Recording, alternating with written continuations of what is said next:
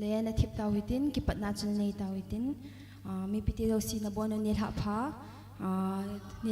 mu sawa tu ni Khanglai Nikho le Zaila Kitetna ho mu theidingai koyu pathin chu thangwai nom henlang tu ni ikipat masangwin program chu phun hla na khatwei sim hla na hineng kate Molnom Christian Church Khanglai Nikho le Zaila Kitetna khumkhana Nikho 6 November 2022 Sunday apart 4:30 cn hizongle buina themthemanum zin punga hingdo tan compare ke ma nunga pretty tin chonghai kahitan recording nunga kimnei hling kipat na taw na nunga dei nei ning limna thu sei gulang homin thang chairman KCK wa chaila hi gulang lalmin lonin king kim pi uintin wangthum pi na upa su thang chairman MCC wa chaila pa him khoon Zaila Kitetna first round adei hlen pen wa sama sa diwahin wa chaila chizoli home kit ding gulang jam golina kun Zaila Kitetna home ding second round lapian sa diwahin tin wa chaila nulam zoya kun judge ho ki pathil pi phat youngest participant ki pathil pi nunga boinu result phundo na ki pathu seina gulang jang milal secretary KCK khumkha tawna pakai tawna tun kipat na diwin kipat na tawna nunga dai nei ninga na kawite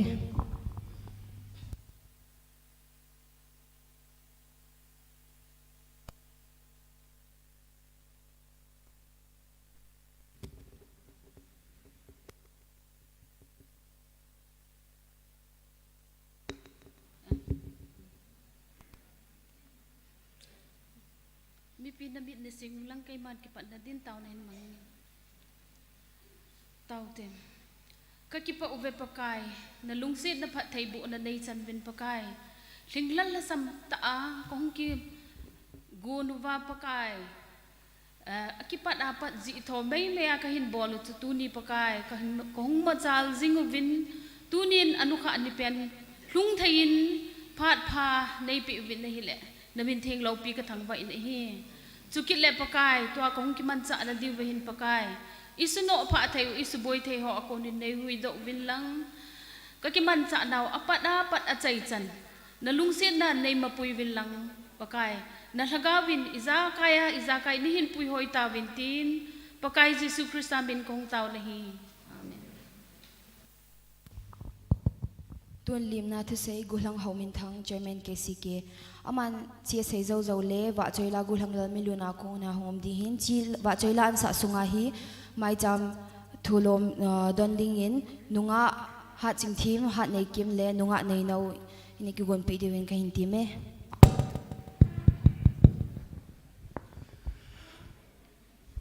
masapenin phan phai pi wa pa pathin thangwa nai pi masapen uve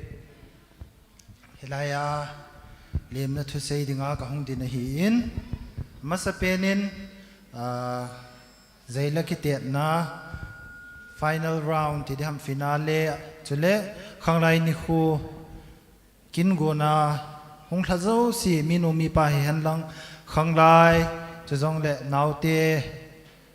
hi jong le nabon chi kevin limna ka hin bole tu zana ki man cha na diwa hi thanom ta ai pan su ke dio contestant ho zo si jong hi support pi bom su ke yo hitin hi chi kin gon in manu hi akiche na chena e pi ham e ho bong sunga jong halna hong hi a chu jong le khat le khat ki to sot tu na hong hi theina dinga lam kai se ho ka hat diwa hi po in mi pi zo si jong na nei lam kai zo si hi na to sot diu hi poi mo hi a hi in hi chi chun lam kai ho zo si jong hin mi pi zo si jong hin nu le pa te zo si Khanglai zo si chapang ho zo si tu zan kin go na hi Khanglai Nikho a hi to ki thana ithil bol ho zo si hi lung thim le tha le taw na in pan la khom su ke yo te ti hi ka tip na hum hi no ka thu sei ka chei ma sangin request khat ka bol no men ka chairman pu tua om talo pa tong min thang het jing na hin mi pi zo si hi dingutin minute khat moment of silence di ham Paulo in tip chet in minute khat hiam agel do na in dingutin เกณฑ์พันเตกติพัดเล่อีเตาเทดิวหงฮีดิงเฮ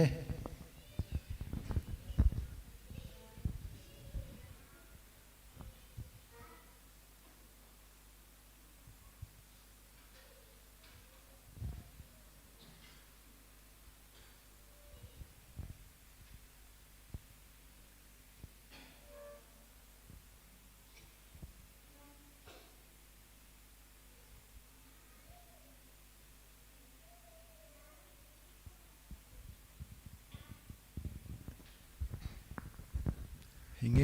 มีปีโซซีเตาเตกิจิปะเอกระเจเมนเปาปาโตมินทางเฮ็ดจิงนาในดินวะฮีอินเกมาจงกลิมนาทูกะเสนาฮีฮิจันเห็นใจตาเง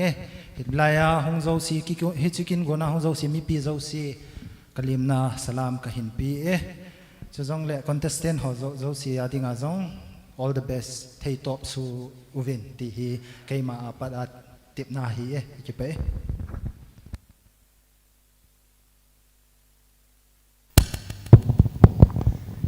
ตูนว่าใจละสดิ้งกุลหังลันมิลนันกาวด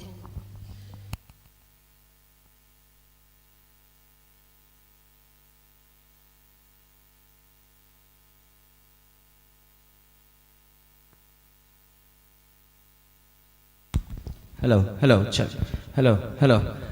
ตัวนี้ละไอ้ตะวังพัดพาไอ้มูสาวว่าประเทศทางวันนักหินปินตัวนี้ละประเทศว่าจอยนั่นเองก็หินสาดิ่งจุฮิเลI love you ก็เสียงงี้ก็หินสาดิฮัลโหล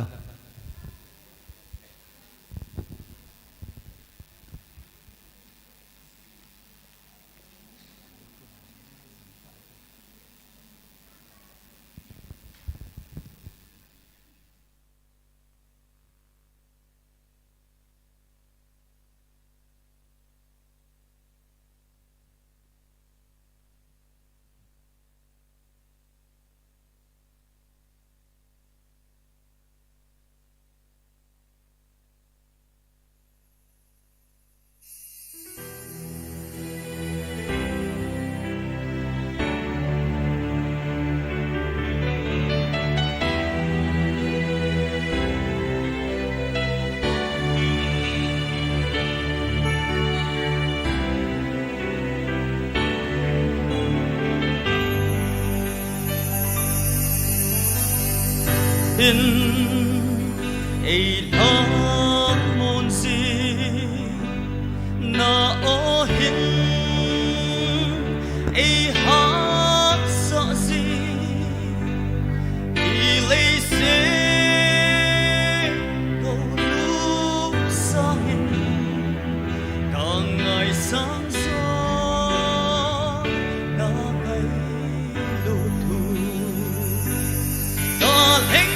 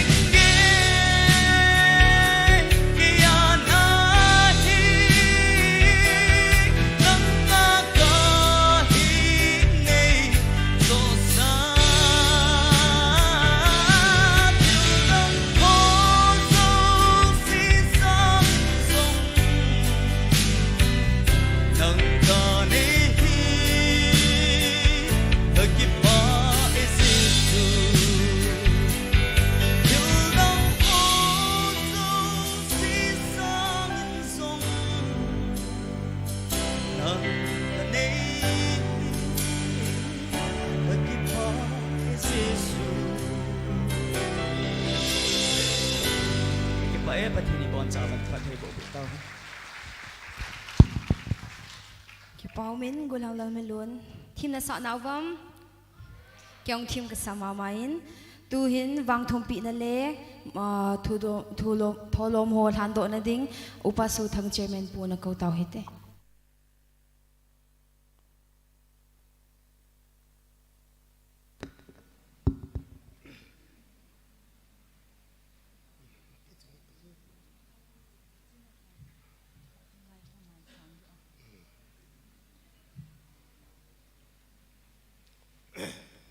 มาสานฮิตบงพัดผาอีปีวป้าประเทศทางวันมันลัง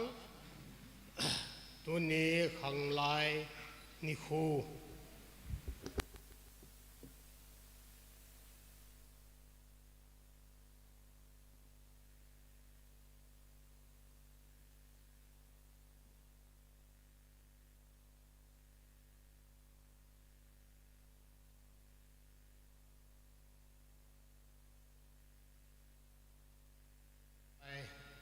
นิโคอิมูเฮ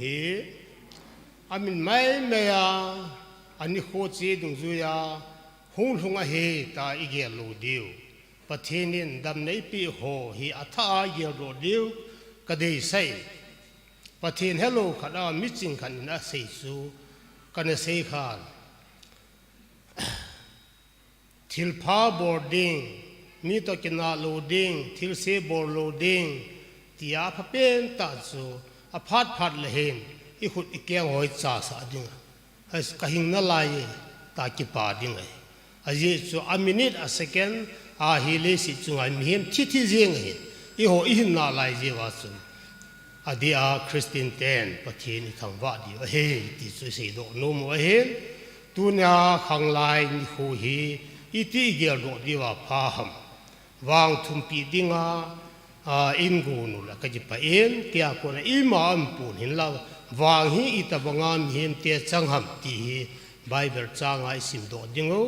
อิสิมใจพานุละขังท้าโจสีอิมนมุนเจวาอิดินวาดาวน่ะอินดีว่าเฮดิโจก็สานุมาเห็นไบเบิลหิสิมเป็นต่างกันเต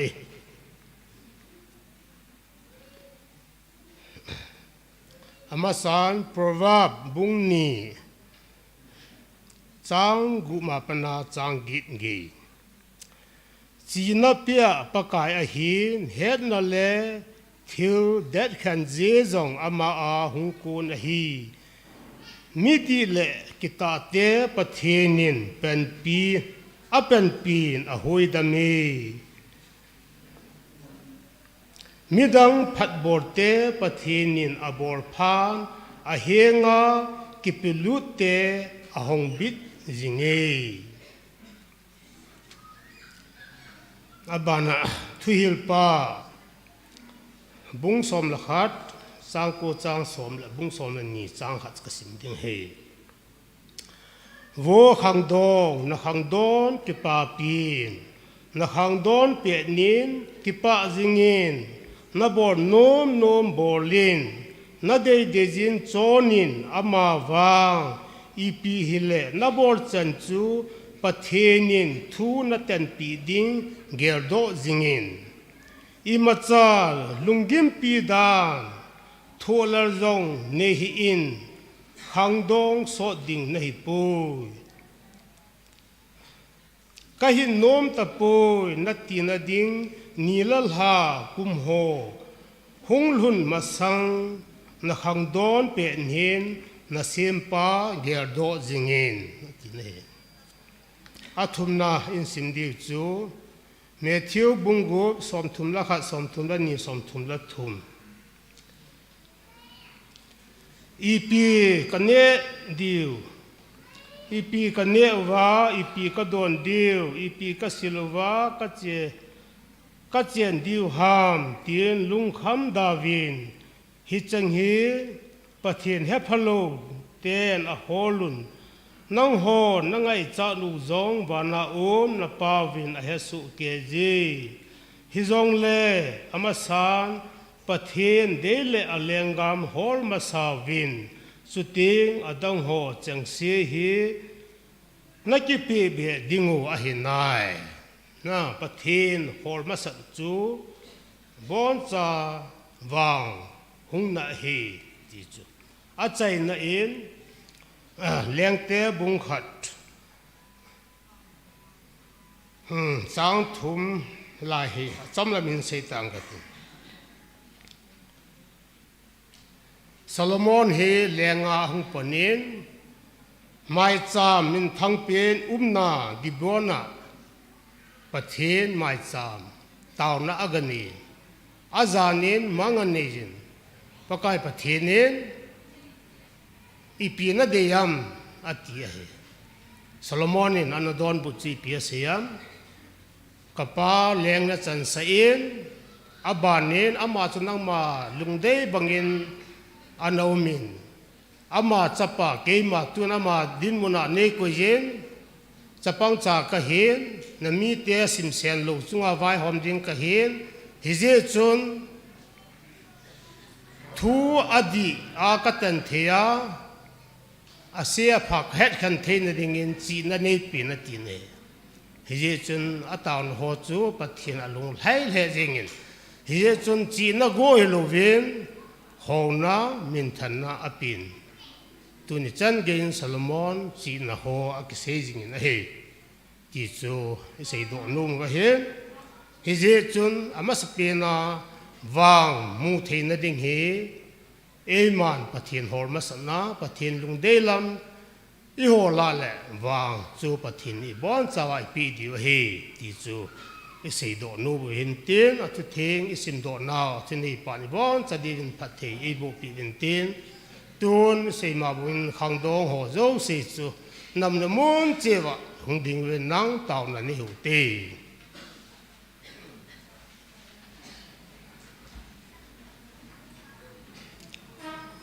khang dong ho cha pang ho dong le jinei lo lai se se chu khang dong ni ria ne wa kana go lang ho zo si no go lang ho taw na hin ning ka ti ei lung se no wale ei ngai lo ka hin naw ka dam naw wa nom theng ta ka pa thin ka ji pa ve nang man khang dong te khang tha te Nikho nen pui lunuwa mang thei dinga na he nga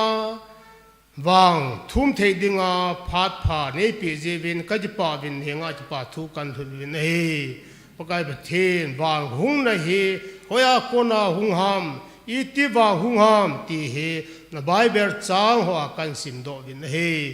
bong chen lung se tani hi che sa te naw te khang dong ho zo siam pakai ba thi dama hin khona pejen ka jipa ne he ka che naw le se ni a boy in anom tapun hi je chun lung se ta in kham na theyong dim se ne he ka khovelu ka gam sung wa he chule chi go helo wa mobile zo khan to na ji a ide mu na theyong min ne he hi cho zo se hi lam vai na the boy na the thi na the nang ma ko na pampet na the a he hije chun lung se ten pakai be the mobile a tham ho a ko na iti man ding ham ti a he the na dio chule kham na the ho hi I aphala se hi a he the na dio he pakai be the Solomon in ami te apui hoi the na ding alam kai the na ding a chi na angai chan hije chun nang man chi na pen hiti chun lo thing tai na vai pun he hi bong chun pakai be thien hi che thil se ho zo sia ko na ama hon a ki hlan wa adi lam a phalam a che thien na divin hi che hung ding zo se khang thao zo se nang man chi na Solomon chi na pi bonga ama jong chi na pi a thil se thi phlo zo sia ko na a ki chom khan wa a ki dar hin thien na divin he nga ka taw pi he lung se na le happy na dim ka pa pathen ke ma ko ni I ma kai po ke ma chon se halu ke hi zeng zo na ma khang tha ho cha po na ngai lu hi je chu nang man thil se the plo zo sia ko na nang man no hi dama khunung teng le ho bu nga dinga zong lam kai hoi ta nan si ma khusung veng sung chla ain sung ding chia zong nang ma min pana nang ma de bonga hin kho alo le hita chu in chen hin se che ding in nang man pha thei bo tan ta ni nga ka ta he tuna khang chi khop na wa cái phá nó không một bay sa hoa rằng cái tụ khó một việc cho lẽ hít chun khang thả hoa rằng nấu mà hít chế khang thả Nikho nấm mu sa hồ cái pan giá lên rằng cái thiên bay sa anh coi vin hít cho dấu xiang hi nấu mà ama hồ nấu mà leng gam ai lo ai le nấu mà đế banga ai cái mình chả na wa khăn tu na anh ấy bị thế nào đi về hết bây giờ dấu sang phát thế bộ anh tu hồn rong hết tiệt thiểu phá nang mà đây là mà tổ dinh riêng ấy thế nào đi yên phát thế bộ ta vin ta hết chân là cho hát chung nông bác cái Jesus Christ mình na công ta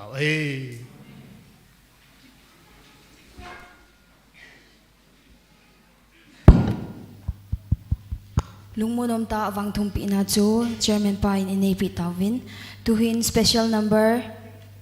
gulhang zam golin ko ve pa hem khon zo ngei dam pa hem khon in ko ve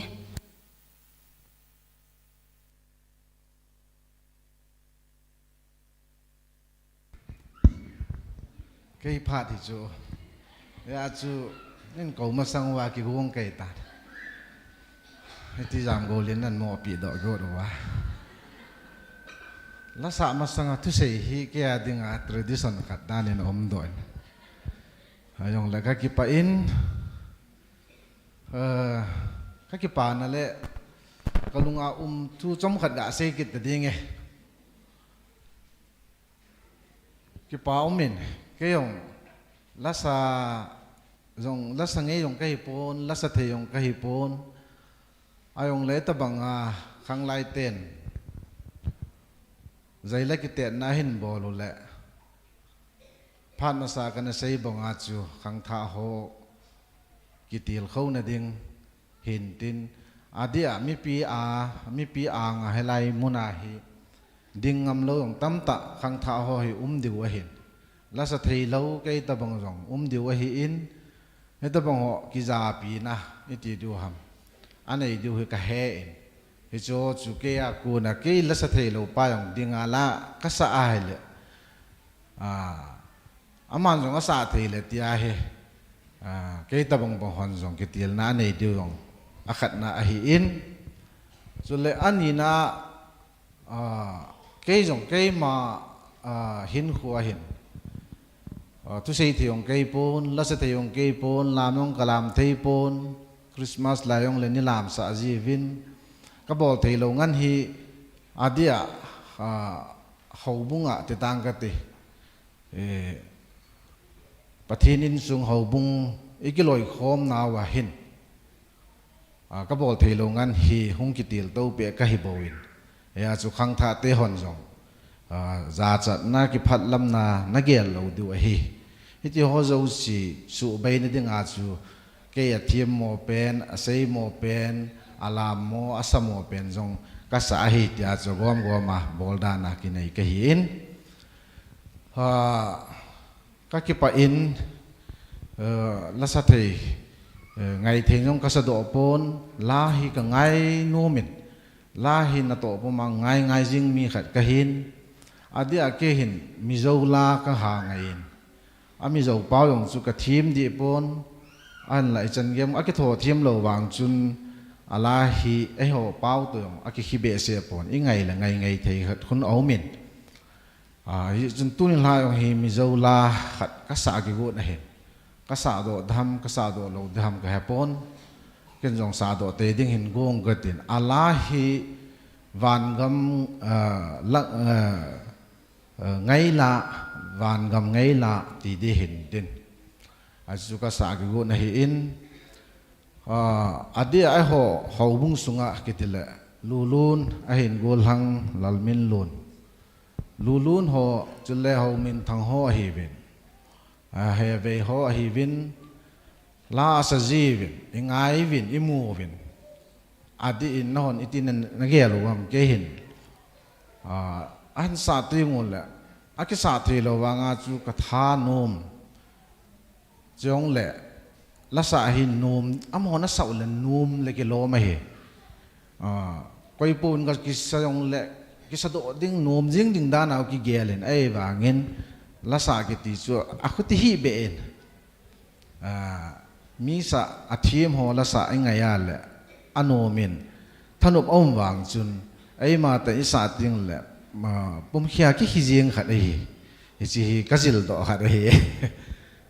ai chan chu sei tang ka te sei lang kala sa ding han hai ki ing ka te cái hin bai ha na la hi mà sa tây ding tia ka ki bol wa nga hi ka bai ha zo lo hin tin atam zo chu ka he nai yang la ka hi a ki hei nom jin ya chu avat to kan thu ding hin te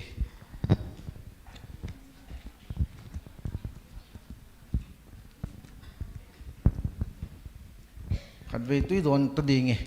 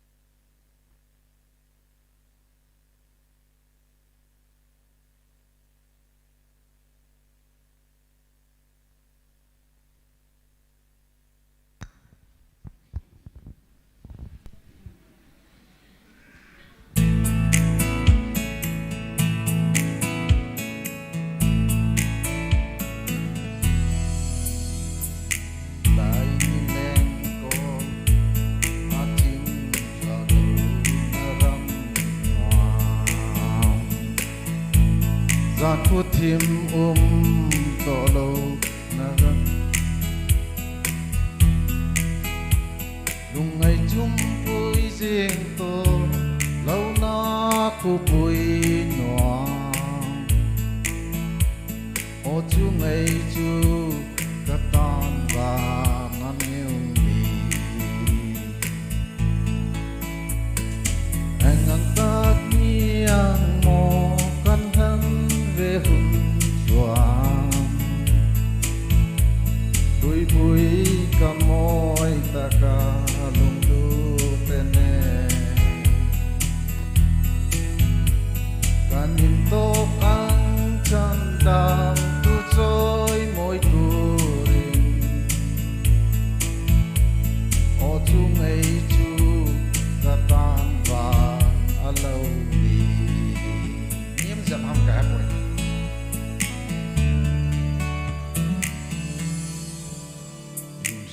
thiên lâu na to lâu na gam noam lung ru lâu na tan zale namun tu thiên lai ma kanin liam to lâu na mun ô chu ngày chu ka tan va na lâu đi anh ngắt tắc ni ang mo kan thân về hun choang đôi mũi cầm môi ta ka dung du tene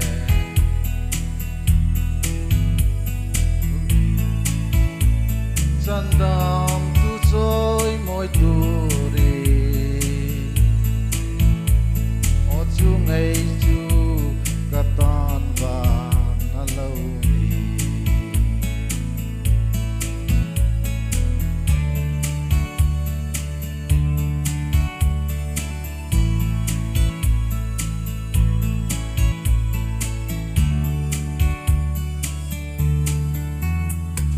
na kina i xóa mel kan mu về hun mang ngày na tang dòng chu atai to ang lal bel mu hun na katel ve ang o chu ngày chu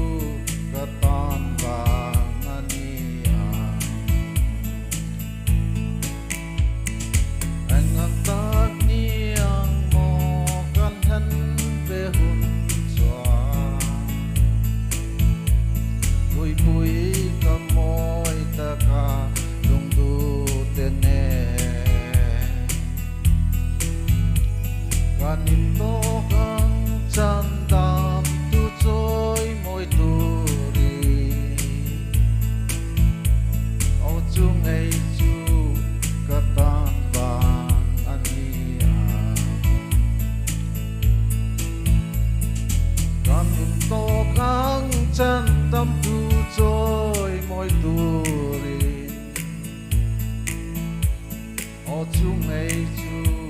ta tan và nani à ô chung ấy chu ta tan và ani e cái bài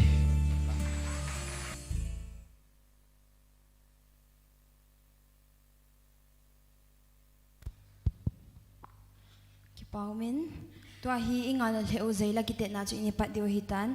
ama sapena serial number 19 na kaute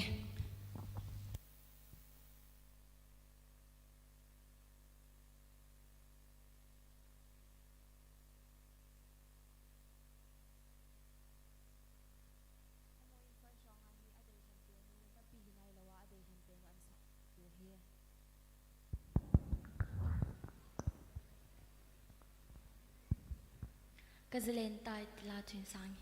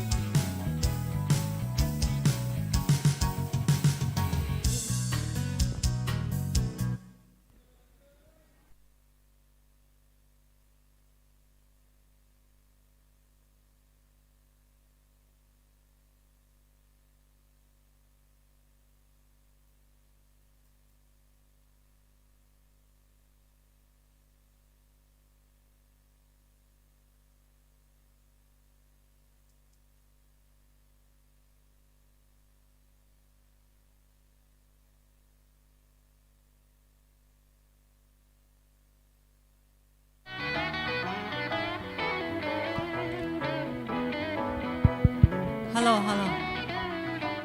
Nala ki chu nala to he tha pat ni lang ani ma na pat de he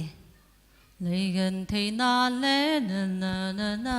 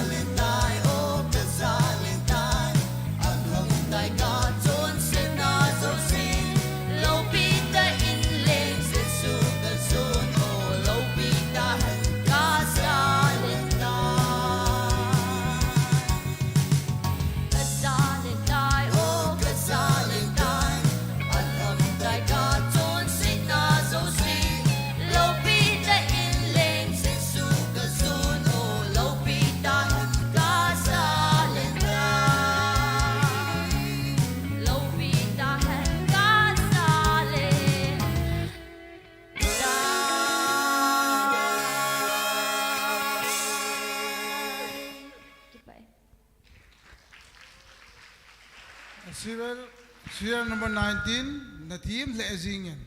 no zong ngai in angai mi pion angai di ta sa nomin abula chu piam aki nan kila tu hil zi chun neu khat na buye ti thu hin ayong le top 5 na chan nong thun chu thi momong na hi ti chu na su mil loading competition ei za chu hem tia na lol hin kha le ikipa diu I lol hin lo zong le pathi ba choi to diu ti chui de sa nai phu nei wi o ke pai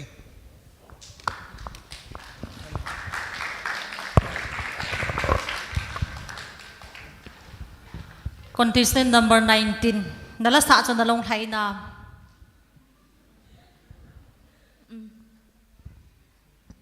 nên đòn bụng thầy lâu hâm cả lung he sa khia rằng là lông hay thâu thâu na mi de khổ sa na vặt đến na khổ sa na im cha na nei poi ti cho approve hi in negative lâu hi mu thei je no min tu ban ting le hita banga competition ho ana din ting a hele ki gut na hi hasam lâu đi ima zo si felta na ding ka dei sa na ka hin pho na hi Contestant number 19 na sahoyin nan pat do na pat masang chun na buyin hin a hi wangin na hin pat do chun zun zalin na sakit din na thimin o zong chu zan ni lang chun anga nin tu ni chu ipiti na on an bol ham hong pi thek ki din na chu na voice na helin chỉ cho na variation na voice a variation hi chỉ zong ka o zong pi ta in la ka sa thein nga in zong ka sa the ti jat cho na vet sa in na chunga ki pa thu ka sein na thimin chu ke kalungel bang chu hi hen lang hile a first na ani ma na hin sa chu a chorus first chorus nan che chun a second verse chu na o asang pa in hin sa in lang na voice part nin vet sa leo chun hi chan hi ka sa the bol the ti chu ni ve sa thei leo chun ka ti hin ka expect chu chu hin na ai wang na sangai mo pon na sangai in na bol hoi ma zinge ki pa thu hin se na chunga ka ki pa chi chan chu tan te pa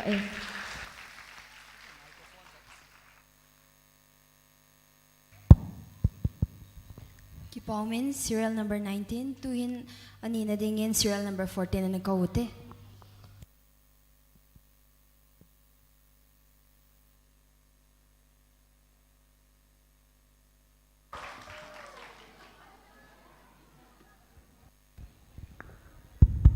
Hello.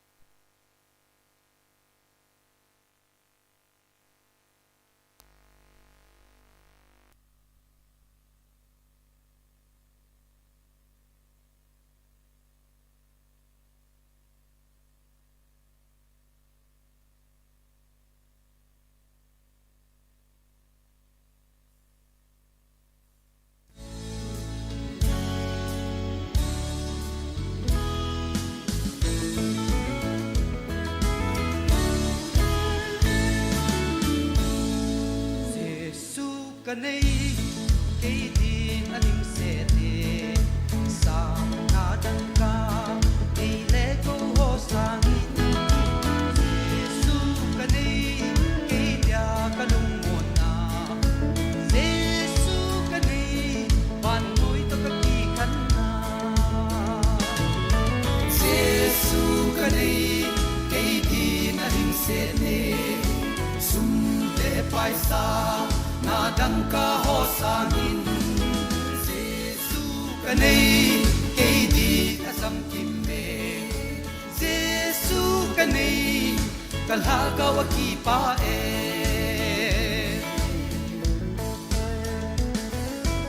Ei sit na hin leng vai sum song leng Ei hat pau je su mel chu ka mu ting ka kim na zo se ei chol du sa ting lei sit hingai ta lo ding chu gam ma Jesu kanei kei din a ring se ne sum le paisa na dang ka ho sangin Jesu kanei kei din a sam kim me Jesu kanei kalhaga wa ki pa e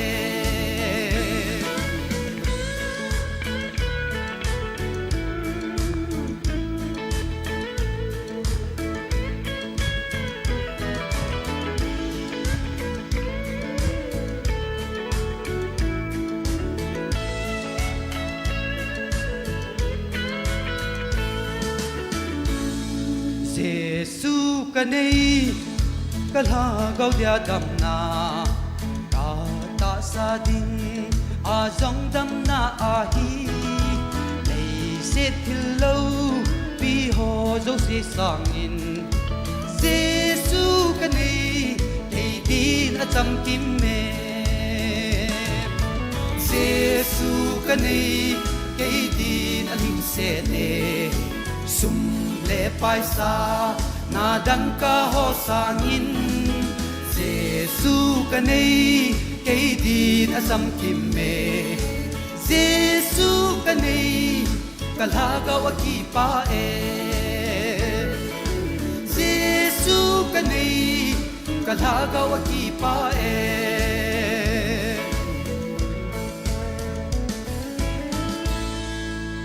ka ki pa e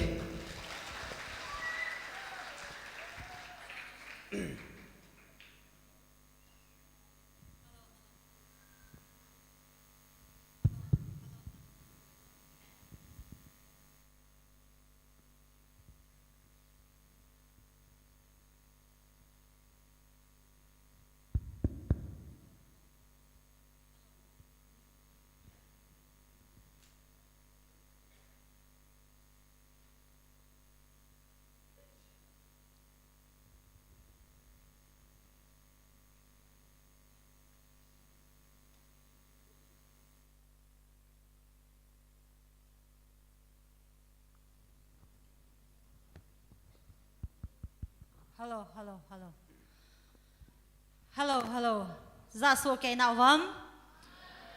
Contestant number 14. Nala sa chu lunglai omin na. Naikip dan chu epiham sa lulu teman ki gua na mat kha te ding go to na ki lo levin ki pa omin na. Na ki go na jong hi hung fu tan dingin ka ge ka ging cha in. Na ki gut dan hi chom cha ni hin sei pi thei deu ham I chan ge ya practice na bola I chan ge ya na hong ki gut dam ti hi chom cha chom lam ta nin sei pi thei di vem cái gì vậy tu chung Khanglai te in thì chỉ Zaila Kitetna nu te pa te panglo dang ka sang som som fai ning an tiwa pat chun ke yong cái ki gut pan a hitai a hin la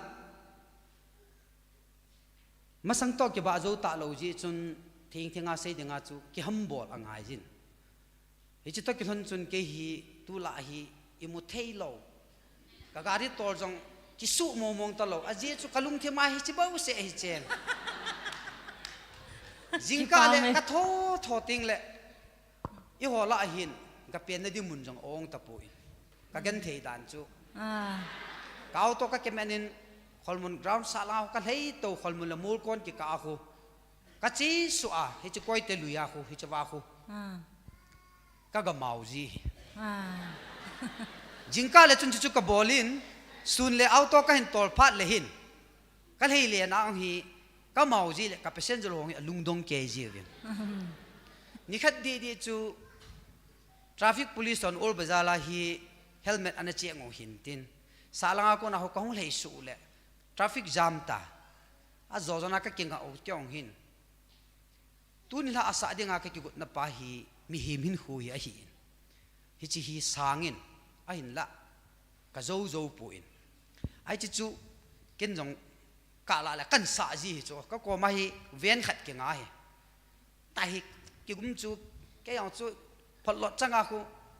chi ma sa ngai cheng to kan ti la khat panin vet chu e mo nui sat jing hi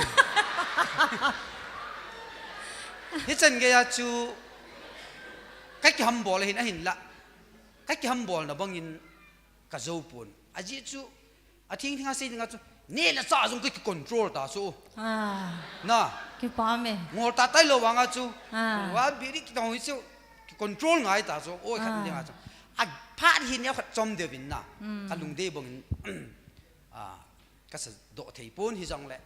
các cái bệnh cái gia đình in giống cái bà na tiếng lệ cái này chú mình ji chu wa chei la sa hi ke adinga jong ka thip lo wanga pathini ap talan tin ka kilain ji chun ka tha no me ki ba me ki got na chi chu he chi chu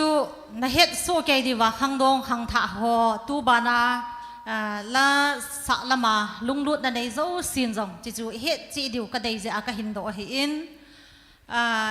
chule na gol hal la ya to tu na upat nunga hi na la sa dan hi hoi chi zo thim na ki sa am a thip wang chu gol han lai chun ki thim te nan te a ji chu tu lang hin ka sa wang hin ke li ke jong ka lung na achim zo ta poi na la sa dan chu na long thai nam tu ni la chu ka lung lei mo pu e ke pa me na la sa na la cheng thai khat chu ka hin su di no men na lấy si na hin ling vai jin zong leng a ti zo na khat ve nan tha sa de ha lai ka chu lấy xít na hin leng vai jin zong leng tu chun leng na ti na zo wa chu lấy xít na hin leng vai jin zong leng na ti na leng do hin chi cha leng a ti di hin na chi lai su ki chi zap lo ka sa kan su di no me hin na thi ma jing in first la ding in zong kan geng cha in kan kinep na zong ka hin phom in izem tin first hi hin la ta le chun ipi na ball dem ipi in na mang dem na price la chu first kala ai la chun ka price la chu so ma khat chu pe te ngai ani na chun man na ding ma chu tam be sen ai chan chun phat sa taw te ole atam be sen chan chun phat sa taw te ki pa me vale Serial number 14 khalenin sa ingkati abula pa ninnan sa tau ngai pejingin athim loi la akhan na ko koi nahin top 5 nong thungin latu nila chu na kya good be se ji hamna timing chu khat sei thelo khat niam bo an tong khan ahoi jong le thim ka sa thau thawin kain ke pa pin akhat na nong chan te di jong ka de sa na kan phungi ki pai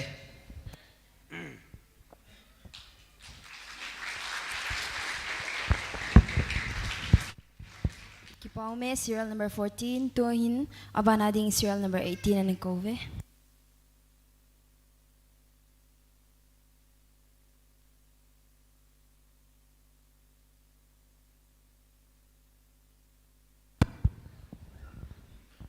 Hello.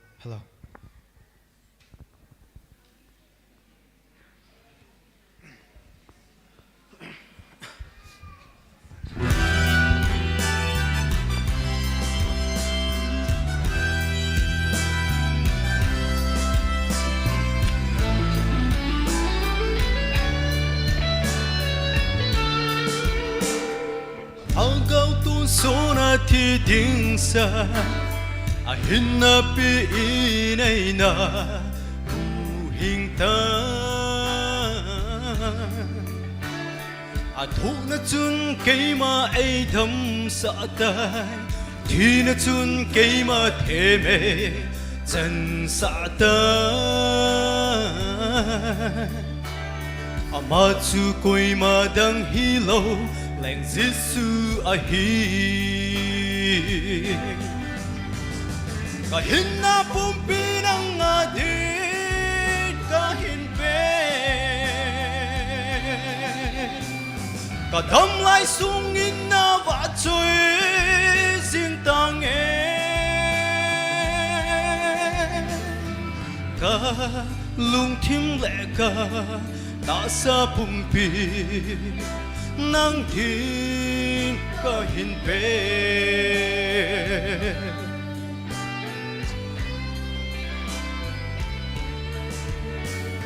ka hết chuyên tay tun vang opaka Krista ngay lu na thi san lung tha chu ka chon si na zo si sop thengi na cha hi na min ngay su ka cheng ta ka kipa e o pa kai o hallelujah ka hin na pumpi nang adit ka hin pe ka đâm lại sung in na va trôi riêng ta nghe ka lung thim lệ ka ta sa pumpi nang din ka hin pe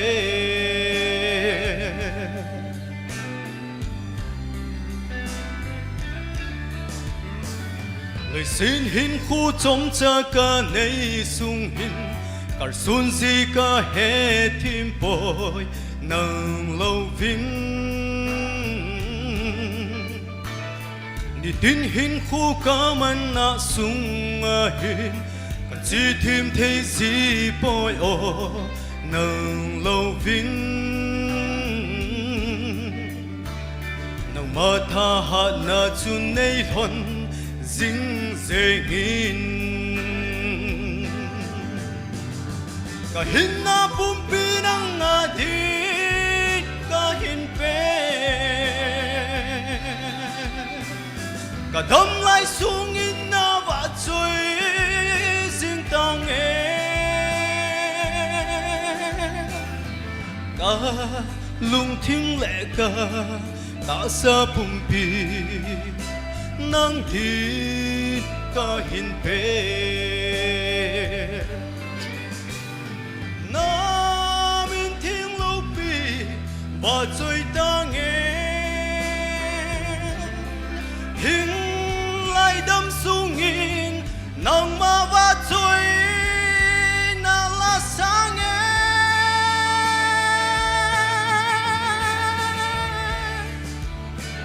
có hin na pumpi adit ka hin pe ka đâm lại sung in na va trôi riêng ta nghe ka lung thim lệ ka ta sa pumpi nang din ka hin pe ka lung thim lệ ka ta sa pumpi nang dit ka hin pe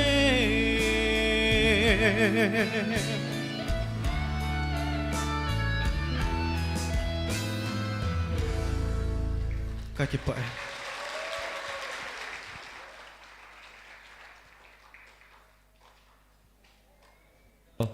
Hello. Serial number 18. 18. Nalahi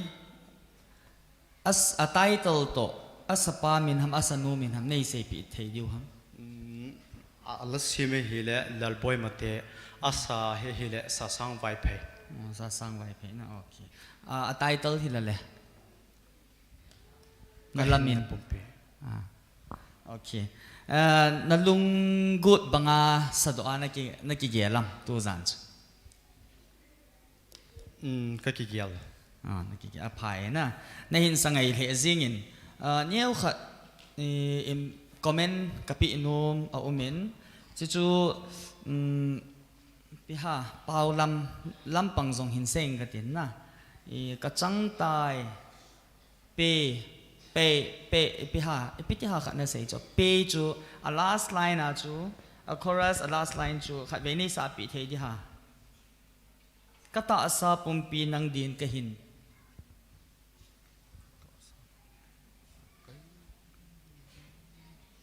cross at say ni pian chorus last line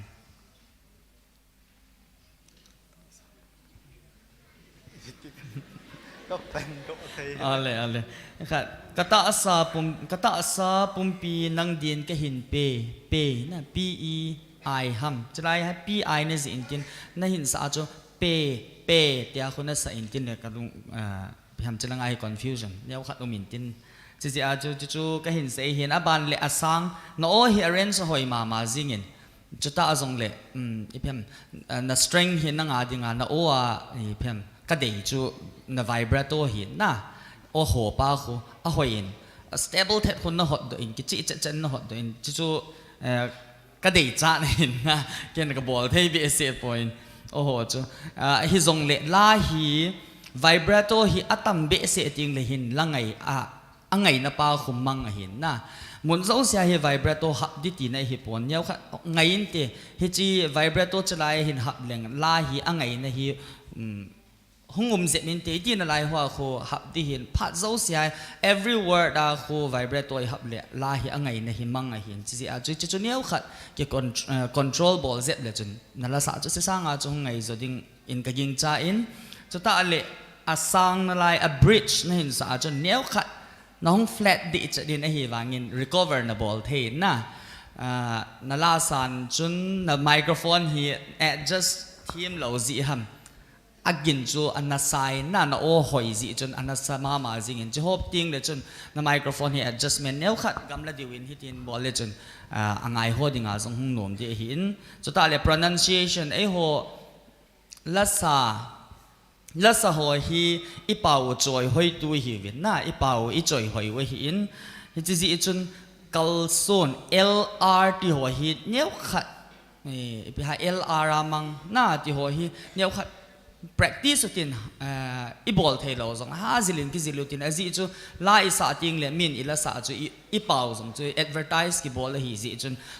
kalson bang chu karson I ti ai le an la na lo hi na chu ta bang chu la isa dinga hi le pronunciation I lamdan I thu lamdan ho zong chi thei diu ngai ti chu kain sei pi no ma hin all the best for the next round winner din zong kain dei le ne kai sei chan chan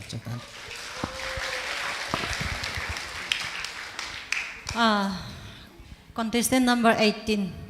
nala sa chu nalung hayam alhei first la dinga na kikin cha na ga ging cha ki pa me ken long kan kin cha na hi ki pa men na dress si tu ne ha he ka vet la hong smart ma zingen a hi wang hin comment neu khat ka hin pi nom chu na min chu khat ven sai pi da dio hu min lun na a hi in tu ni Nikho hin a hi theile pi ham competition a hong ding na hi zi chun zat pun khat be hin a chunga hong kai theile ti chu ka dei sa na ka hin phone ka hin sei hi in na nik tai ham ka he poi ho zat pun nei vin chule deal zong om thawin na pasala hi chi sai pi kho khat be chun na chunga ga kai be le hoi che na lain te ti chu comment ne ka hin bo he han lang chule e zowa say pan zong hin say tan nala chang thai dan hi hilaya na hin pi to hin zong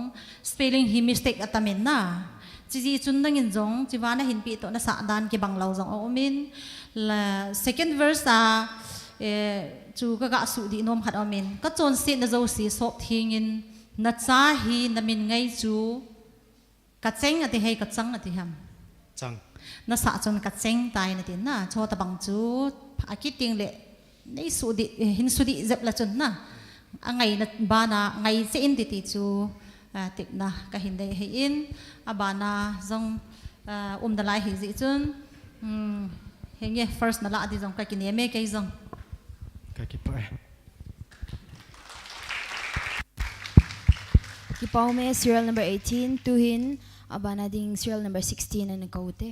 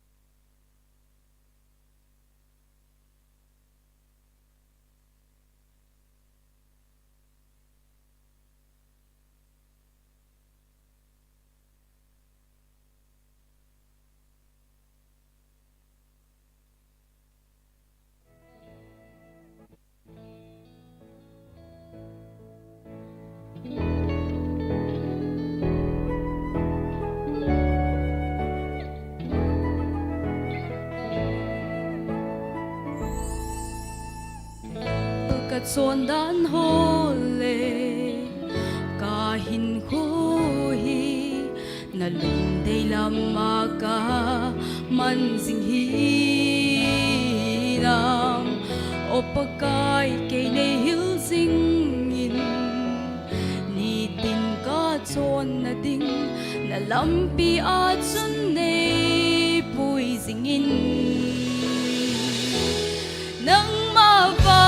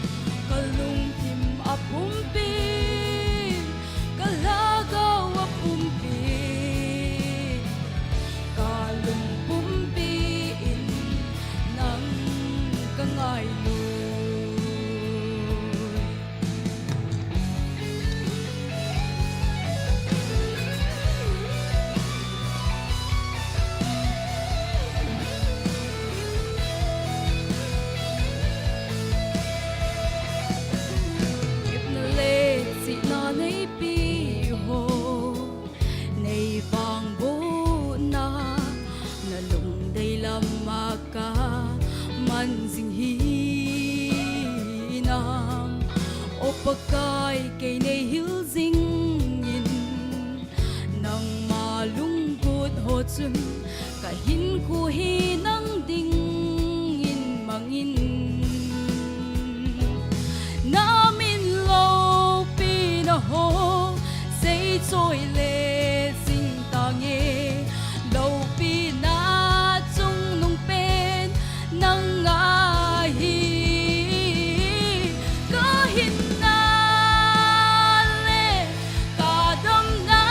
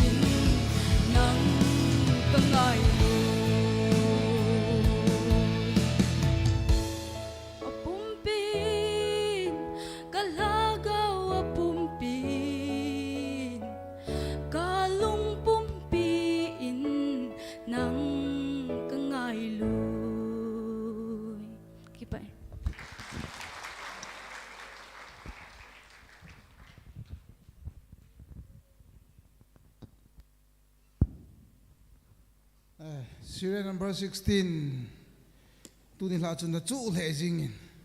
stage pumpi na chang sen na luin na khung chang jing in angai ho jong lung na chi men ti chu ting le la kite akiti hi na no jong azat za nin nan bolin kite na mo mong dan in nong ki gong in ki pau min team chu la kan sign akhan na chang dinong kan de sign in la ka chang siama ka pi lo de jin na lo lin lo jong le ikipa diu na lo lin jong le ikipa diu ju ka de sa na kan pu ngai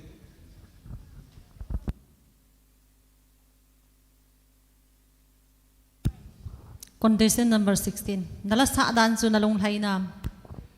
Henge kalung the. na long thai na ke long thai omen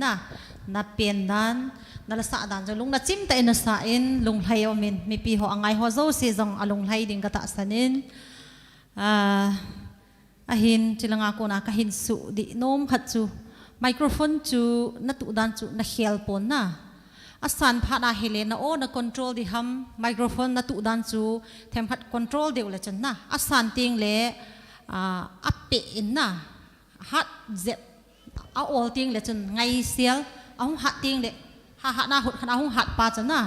chi chu angai ha de vin na chi chu akit ting le chi chu na hin su di thai de na hin su di thai le tin tip na ka hin nei jin first ladinga nakikin cha nam Kiking che. kiking cha he nakikin cha le ma tam ta ne ki pi hen kite nakikin cha lo le them khat khi su sa ing ka te na ki pao me Hello, contestant number 16. Nalahi ko in asa ham. Thing nuôi na sai. Thieng nu hi spelling khat ve nan bol de ham. THENGNU. Nala na hin submit na hin a lyrics anu ya hin thing nu na zi in THINGNU na zi hin na chi ji a cho a spelling kan do na hi. Chule la hi nunga aling sel zong na hita in lyrics hi na zi ting le LEH le hin LAE om khapon na e ho pawa le kiti ho chum khala hin na lyrics is i phat le adi di a competition a izawa lyrics is submit di phat le lyrics hi avela revise ball di check ball di chuting the app adi check pat le boss submit di hin try hin spelling mistake tam ta min na chi ji chun chilanga ave ho na sa hil ham na sa adi ham ti chu la zo si ke ho hin ka het wa hi lo ji chun lyrics nan submit pha le ki chi chat in hin submit thei leo chun ti chu dei sa na hin a kit ting le hi chi ho ta bang competition ho na zau diu pha le lyrics na submit ting le hoi diu diu a ki chi chat na spelling di chat na submit di win dei sa na ka hin phongin chu le first second third khat pian la ding zong dei sa na ka hin phonge ki pa e chan chu tan all the best. Kipamin serial number 16 tu hin ache top 5 la ache na dingin serial number 9 in Kove.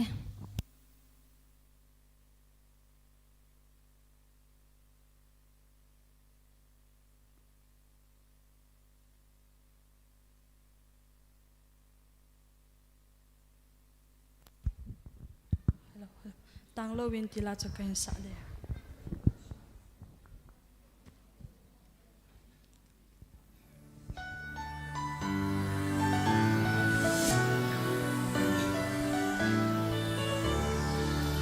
Tang lo win vat soi nge nei ngai lu na sung lang a ban sa in vat soi la sang e him aga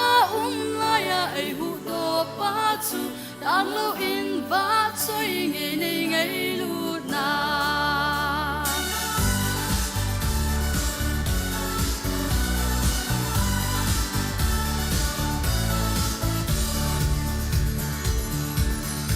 Sokan hi kalam vain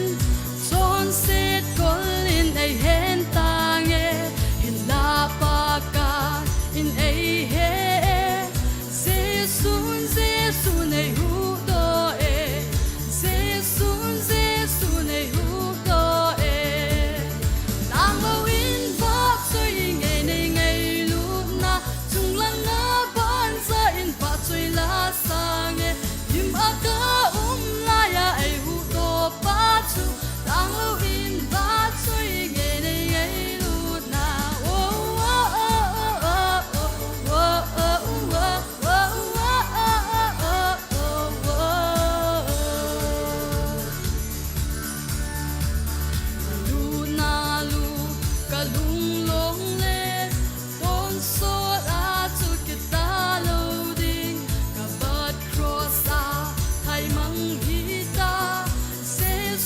Giêsu này hu đô chun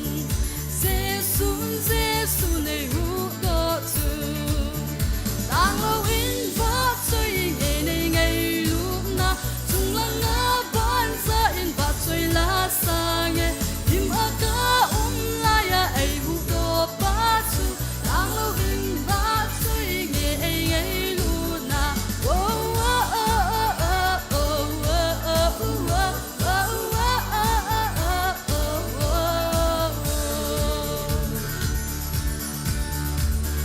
nôm lâu bi cây din a u tôn sol a tu tu la sa din ngồi mình ta huyền lên tai se sun ai hót ta lên se sun ai hát ta lên đang lâu in vắt chơi ngày ngày lúc na chung lăng ngã ban ra in vắt chơi lá sang nghe tim aga lại ai hu đô ba chu đang lâu in vắt chơi ngày ngày lúc na đang lâu in vắt chơi ngày ngày lúc na chung lăng ngã ban ra in vắt chơi lá sang nghe tim aga lại ai hu đô ba chu đang lâu in vắt chơi ngày ngày lúc na đang lâu in vắt chơi ngày ngày lúc na đang lâu in vắt chơi ngày ngày lúc na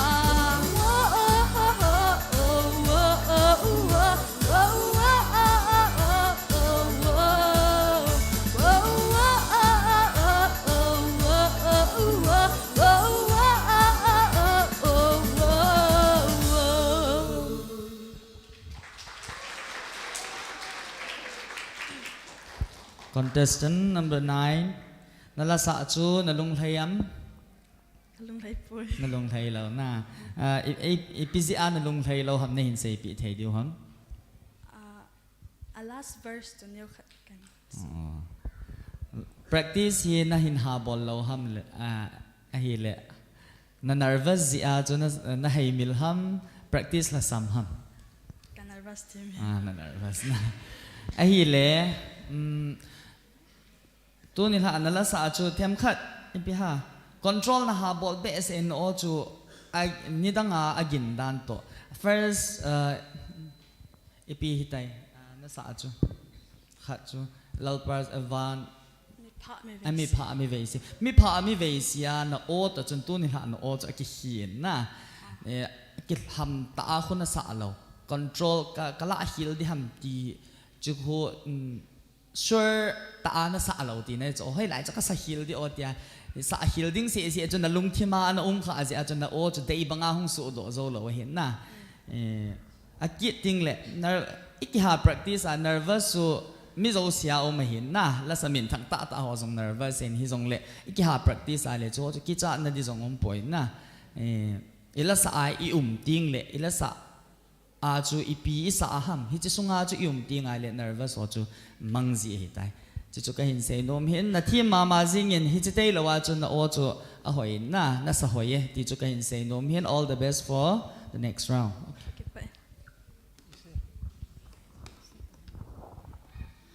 Contestant number 9 tu ni la chu na ha nervous le jing na ni danga chu na o chu angain na ho dan zong sa chum be hin tu ni la chu na o zong chu pham na ho dan zong chu wat zep ka sa in na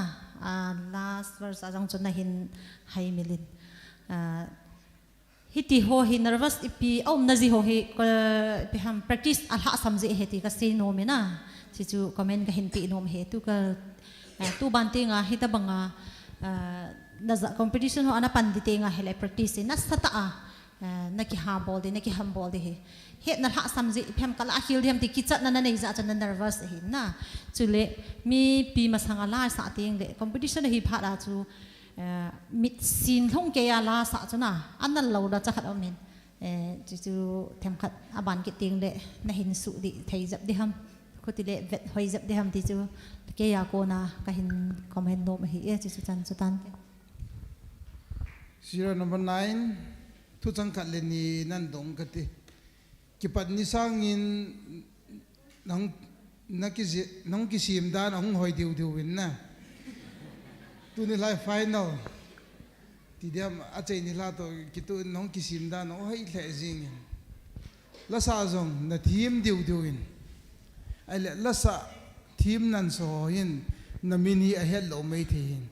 ya chu na min khat ve nan sei the diam kamin chu ele ning hoi chang he la sa na thimin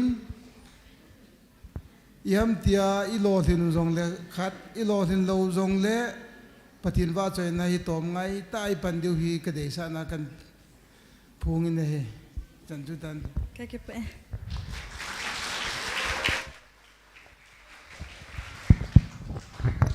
ki paumin top 5 participants sa chunga abon chawa ki pathu kan phungin tu hin first round chu ini chai tawin to hi wa choi la sading gul hang jam goli ni kove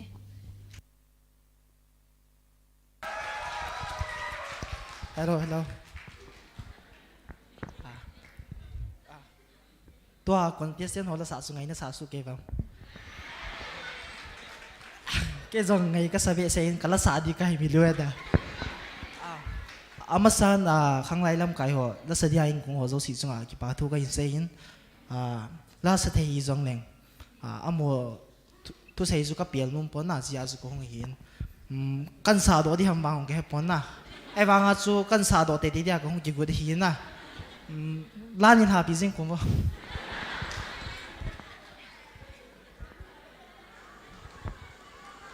kala sa ngai kan sa ke theo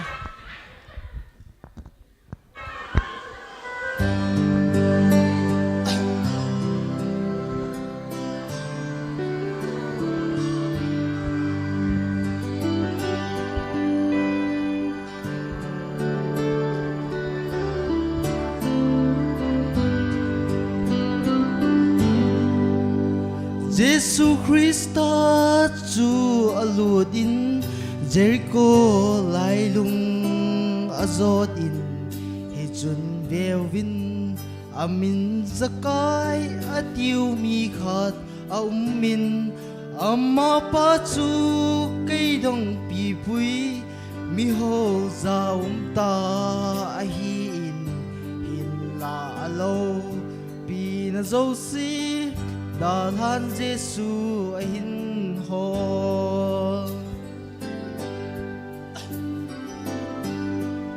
zakai vang chu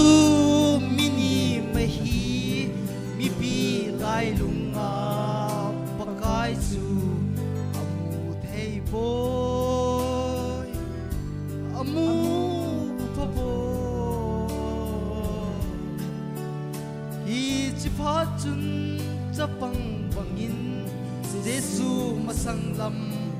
pe achun al hei zalin thei bafunga sang tein a nakal ta o Jesu na mel munumin ka hunge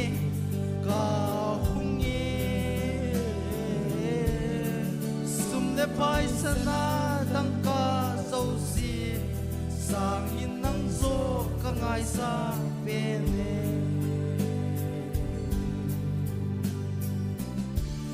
Chuin Jesu Christa chu zakai la chun agadong ta he chuin zakai ading to in pakai hi nga chun asei tai pe tan pakai kanei zo si ake khathi mi vai cha yen thei de ho ping ka de lep khoi ya ka la in za li ing le tang ka de o se su na mel mu min ka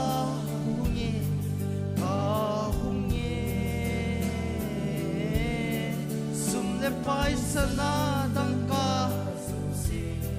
sangin nang zo ka ngai sang pe ne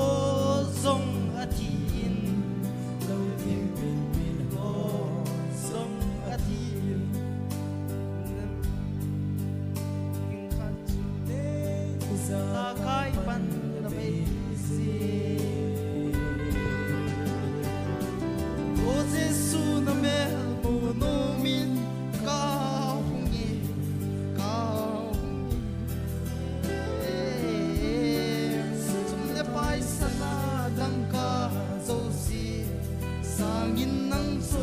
ka ngai sang pe ne sum lep ka ipai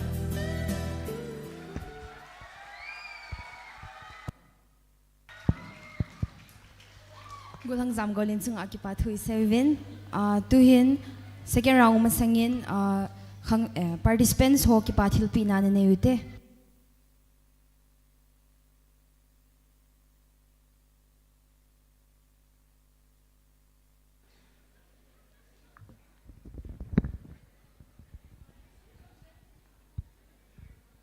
Kipao, hello. Kipao min, tu ni a final ni chana, ai pui hui wa pathin chu thang vai num han lang. Kamasanga la hin sapa chu, ka gin cha sangin, a team mo di win. Suna chu,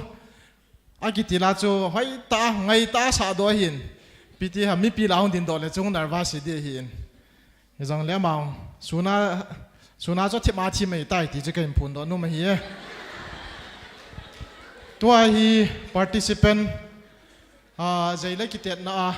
a zau zo si ai hin ina zau pi ho zo siu hi Khanglai ten ke pa thilpi nyau cha ka nei nu movin chawa ai hin pi do pi ding win chairman pu hobung chairman pu aman yung din do pi win tin chawa ha ma sa pena hi special artist ha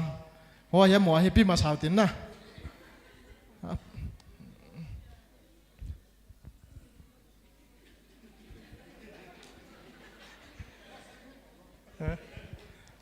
ama sa penin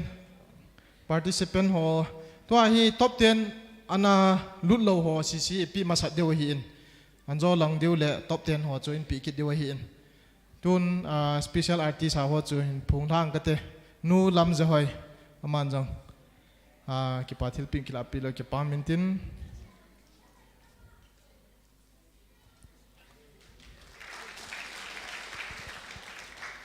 aban le gulang zam golin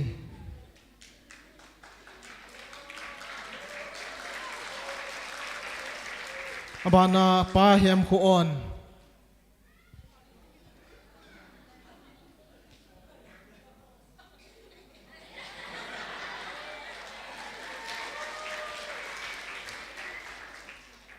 amo CC special artist invitee sa hivin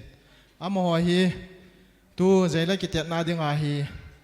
alo pi pena ung ki theng do amo CC hi solo chumbia ung ki pi hi chiki letun participant ho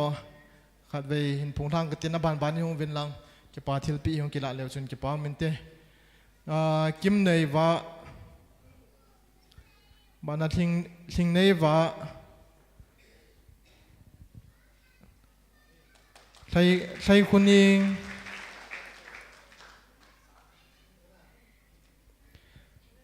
niam hoi kim thing pi ching ning nei lam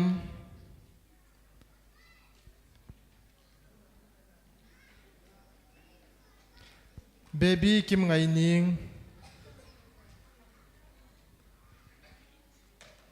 niam nei wa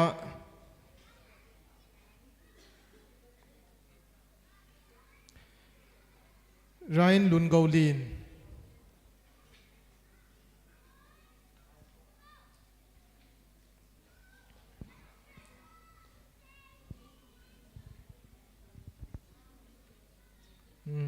chan chu ung ki tan te che me pon tau pi lo ki pa min te apat chu he chan chu ung ki ta hen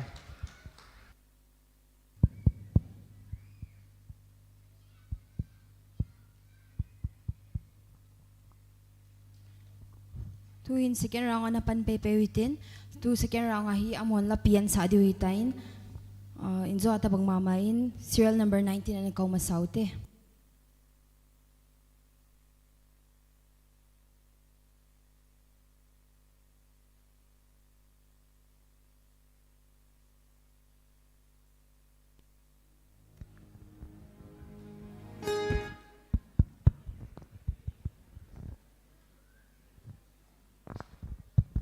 Hello, hello.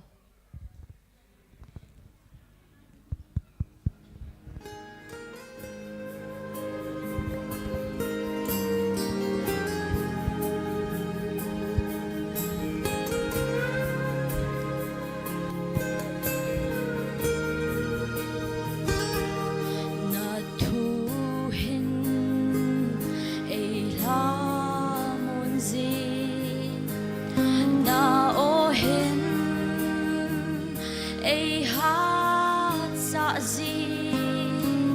hi lệ sẽ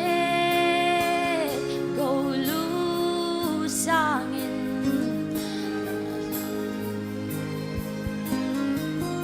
na ngày lu thu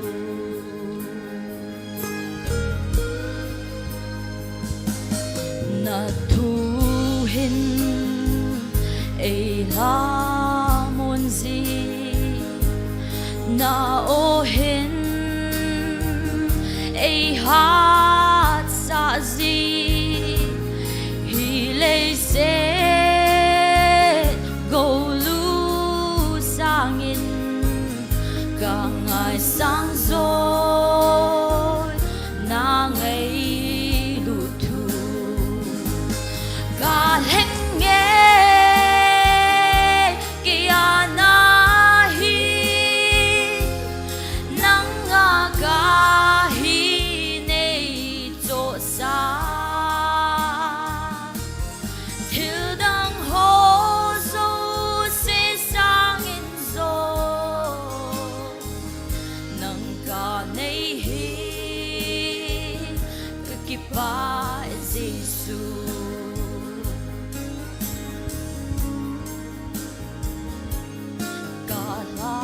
sam Nikho azong nei da ha boy nei nai zing mel mala anei hudo ke din do khang na gong zi e cả hình nghe kia na hi nắng ngà cả hi nei cho sa thiếu đang hô dấu sẽ sang in rồi nắng cả nei hi kịp ba Giêsu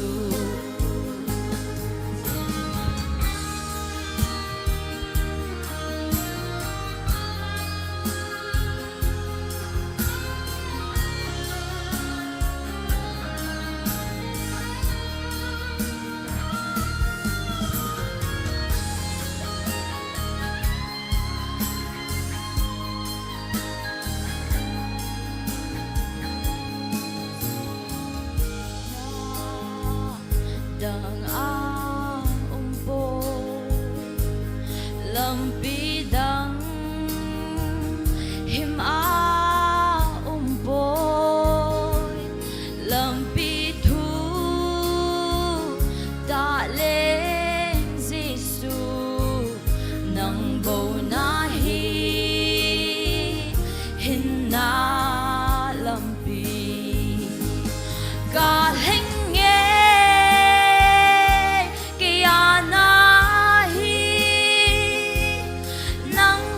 cả hi nei cho sa thiếu đang hô dấu sẽ sang in rồi nang cả nei hi cái kịp ba Giêsu cả hình nghe kia na hi nắng ngà cả hi nei cho sa thiếu đang hô dấu sẽ sang in rồi nắng cả nei hi cái kịp ba Giêsu thiếu đang hô dấu sẽ sang in rồi nang kanei hi ka kipa Giêsu nang kanei hi ka kipa Giêsu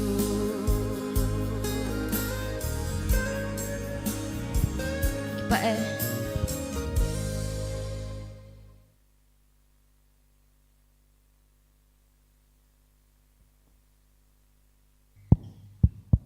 Abana dingin serial number 14 Nikho ve.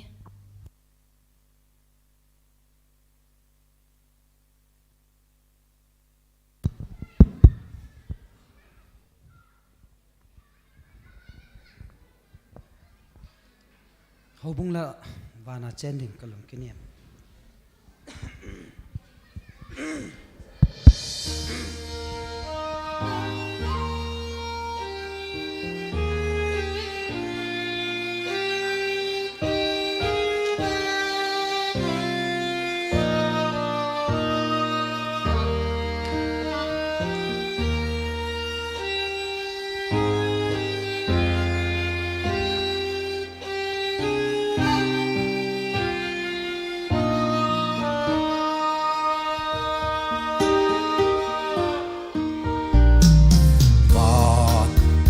trên đỉnh ca lung kỷ niệm đăng ima vang hi lâu Giêsu thi sân lệ chôn phạt vang Giêsu thi sân gieng bầu hin na Christa song pi ta ka ding mun dang wang chu nel chim a hi mun dang wang chu nel chim a hi o kim in a mai a sel ting kalung ama zinga kingai long don leng vai na zinga zong aman lung ol mo lo e pe Krista song pi ta kading hun dang vang chu nel chim a hi mun dang vang chu nel chim a hi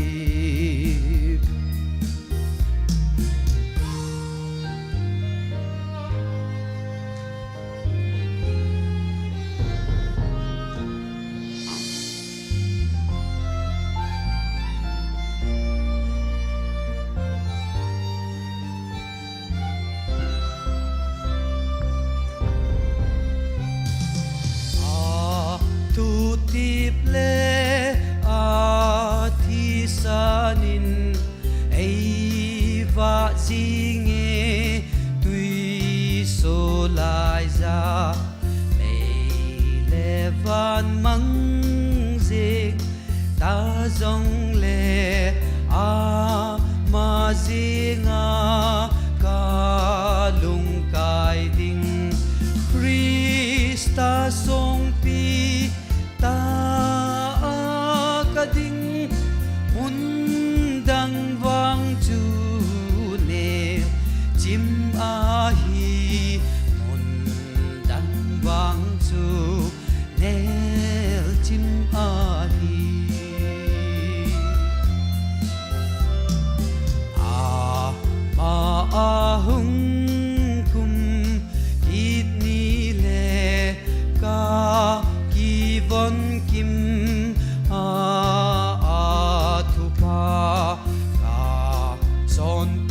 ấy hùng tô nan tem dal tô na ding din Krista song pi ta ka ding mun dang vang chu ne chim a hi mun dang vang chu nel chim a hi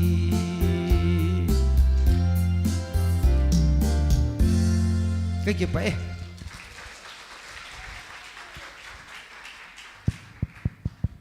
Abana, serial number 18.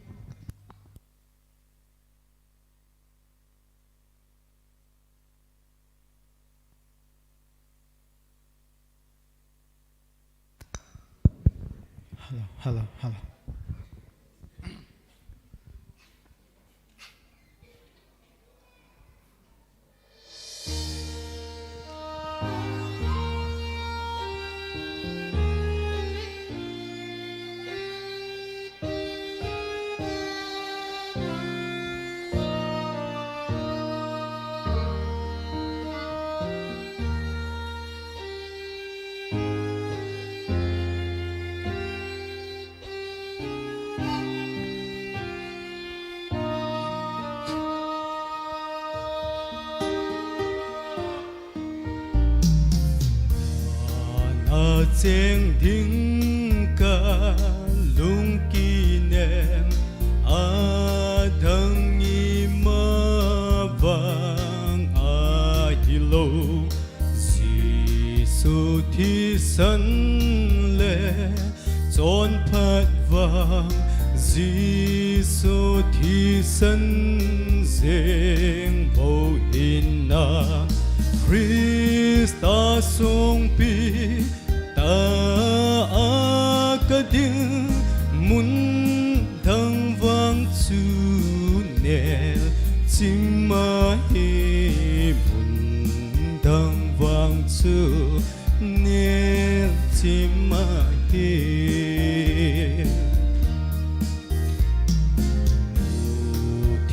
min amai asil ting ama zeng ka lung kai ding lung don leng vei na zeng a zong aman lung on mo lo e pin Christa sung pi ta a ka ding mun dang vang chu ne chim ma hi mun dang vang chu ne chim ma hi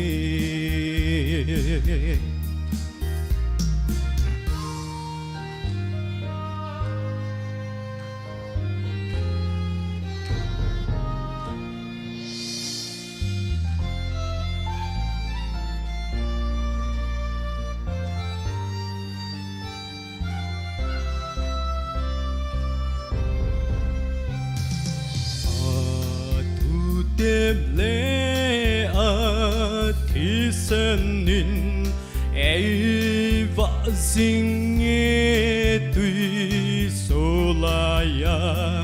le le van mong sing ta song le a ma sing ka lung kai ding Christa song pi ta a ka ding mun dang vang chu nel chim ma hi mun dang vang chu nel chim ma hi a ma hung kum ki ni le ka ki von kim ma a thu pa ka chon phan ei hung tu nan tem a lal to na a nga ting ding Christa song pi ta a ka ding mun dang vang chu nel chim ma hi mun dang vang chu nel chim ma hi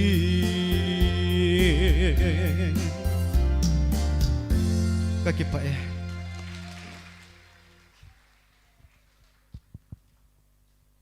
Abana serial number 16.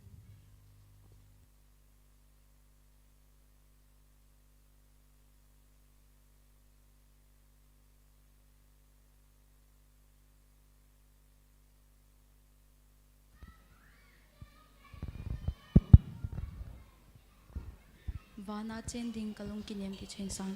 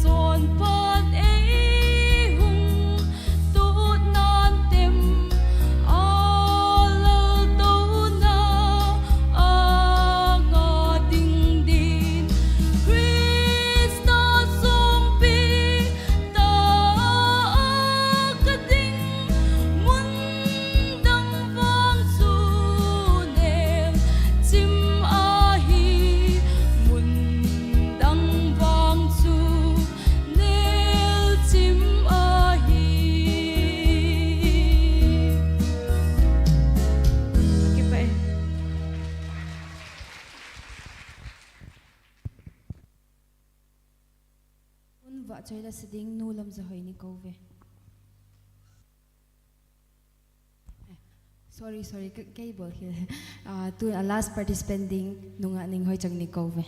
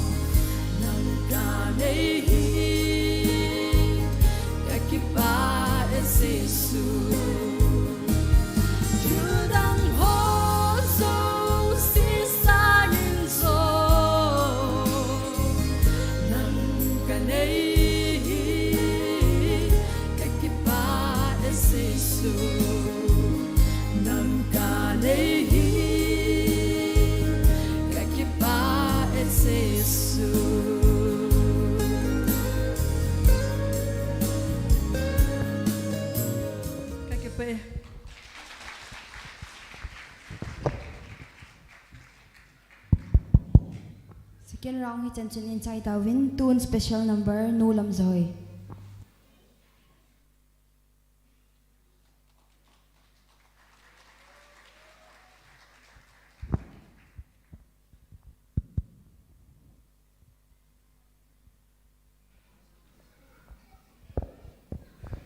Hello, hello. Kasama sa nga ko siyang kasiyan si doy tay. Zang le. Kan sa ding penjoy hile kalhenge ti kan sa de he. Hilavo.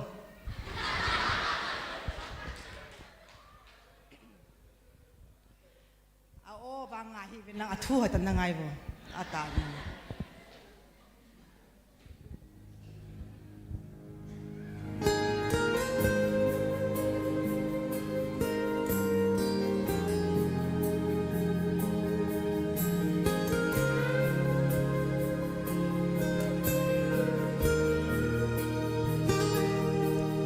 Thu hi e ha sa ji na o hi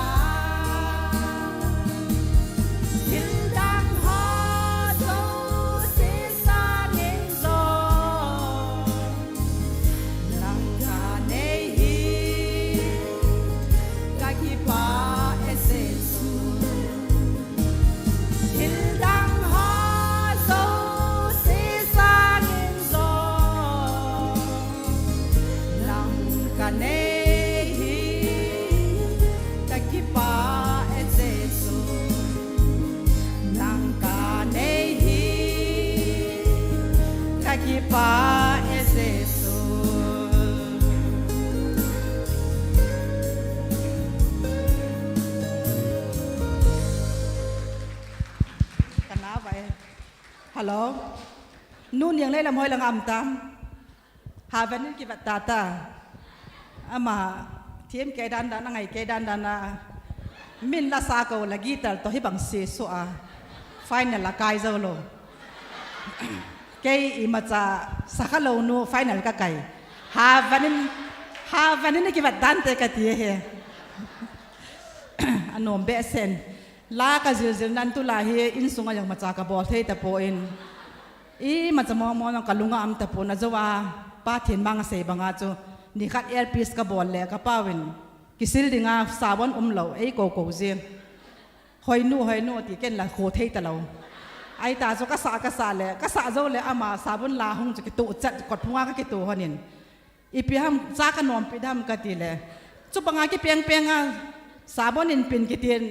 นะจะเห็นตินหนุ่ยกิตากันหนุ่ยละอามาจังโมหนุ่ยนอามาจังพัดดิพิจินอามาจงก็เก็บไปตู้จงอากระเจ้าเทนนะฮะจุดจงเล่ข้างลายเตี้ยกว่ามาเห็นอาลาสไนเจนน่ะเก็บปาทุนเสียงไงข้างลายเตี้ยตู้จงอาตัวกุนให้แต่บงอันนี้ฮีอาบายเกยกษาจุกันอาจีจูอามาสาจุนอมเล็กยังหาบลักก็เก็บบอลที่เฮียเด็กส่งกระซุยขาโลกำบังเอากำบัดพาโลเฮียไอ้วางอาตู้จงเฮียก็ฮัมบอลละข้างลายเตี้ยตีเขาเนี่ยตัวก็มาแกฮัมบอลาหงปังกะหินกะเทเมกะจิงเงกะฮาเนกะหอยกะตีจงไอหิปอยน์ตัวมไงตาหงปังกะหินตู้จงไอเฮหงมินทางโดดลึงกะเกลอมินอัมดานเฮไอเฮวางเงินละกันจอโลเดไอไตตีเฮกะเซโนมาเฮียเฮียจนกะเก็บปะมาเจงเงินก็โอ้จงอิตาบองฮัมตีตู้จงอากันเห็ดแบบเฮียเฮตาบองหินเทียมมิงไอเทียมก็กินจัดโลวะเฮียเทียมก็คิดสมาเจียงนะเฮข้างไล่เตี้ยจงอาดิสนาเก็บปาทุกันเสนะเกยก็หีนักก็โอ้ก็เขียดดอกจะก็เก็บไปก็เตี้ยเฮก็เก็บไป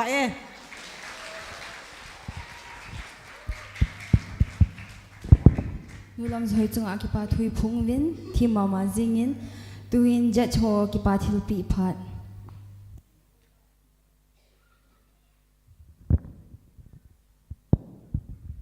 จัดโชว์กิปาทิลปีพัดเฮกินหินลายอิงกติน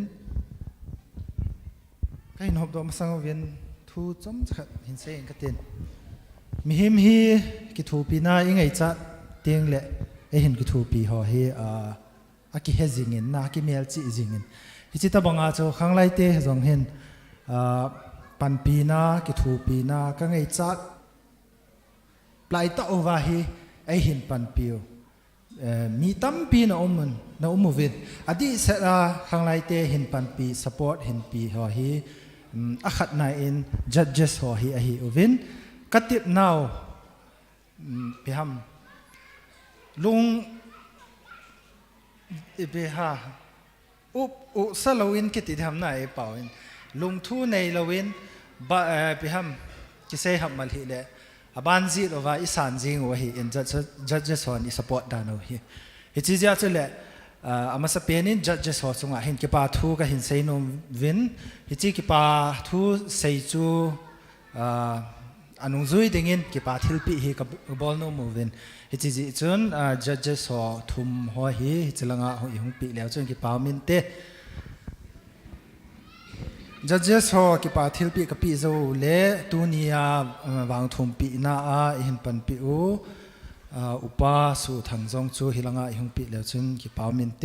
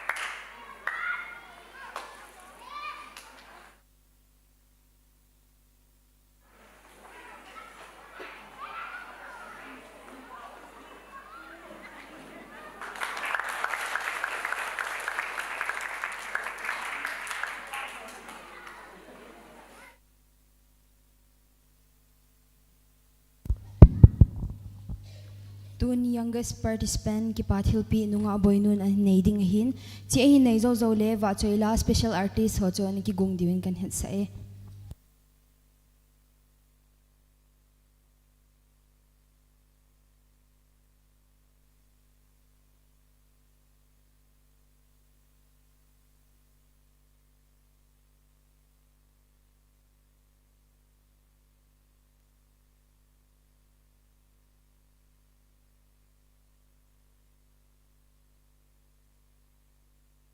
min say thêm hi ong lang tu chunga hi Khanglai ten Zaila Kitetna inay na mahin kavet na hi le katha anu min paung ka ki papin sakit le Khanglai zong sin zong kitil kho na inay thei diu win kamu in ama hi anyao pen contestant la hi youngest pen hi in akum hi kum nga hi in chi za hi ka ki pa be se ale chi give ti ngote prize ang ipona give kay main kay involve he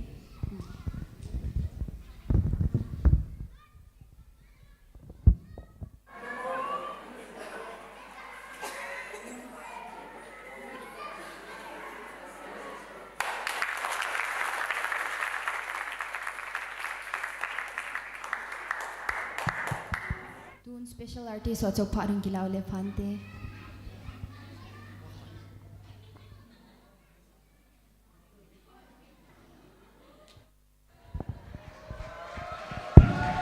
microphone thum nin CMP bu microphone khat khat na ka ki tu ngai in te tu chunga la sa thim chi mi thum ho osagia kan sa diu he hello ka lenge ti su kan sa diu he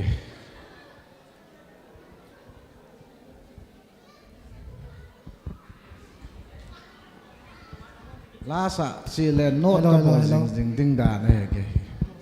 hello China hello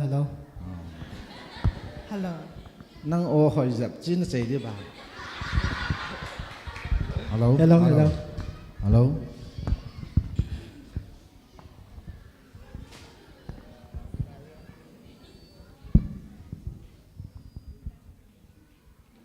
là vô lệ pan vai nghe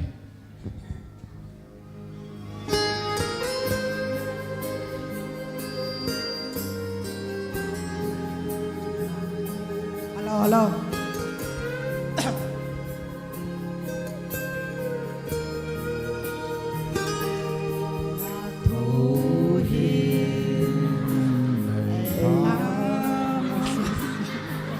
bên điểm ai hát sa gì bên thả bó lùm vô niêm dập bà này niêm dập bà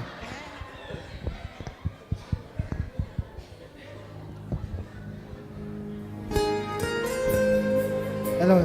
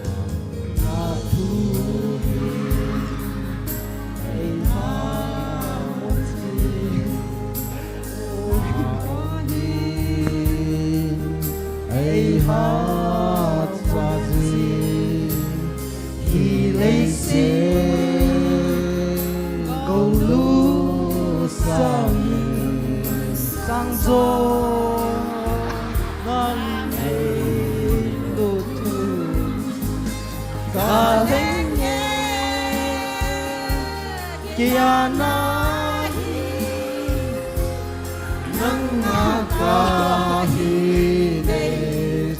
sa Thiêu đăng hồ dấu si sang in gió Nam ca lê hi Ba Giêsu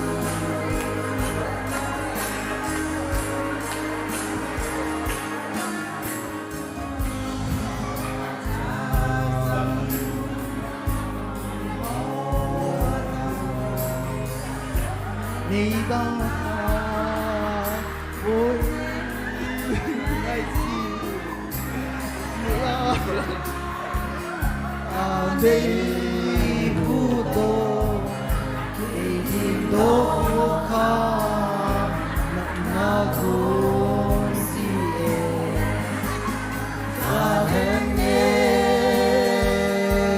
kia na hi nang ka hi ne cho sa Thiêu đăng hồ dấu si sang in gió Nam ca mê hi Ta ki pa e Giêsu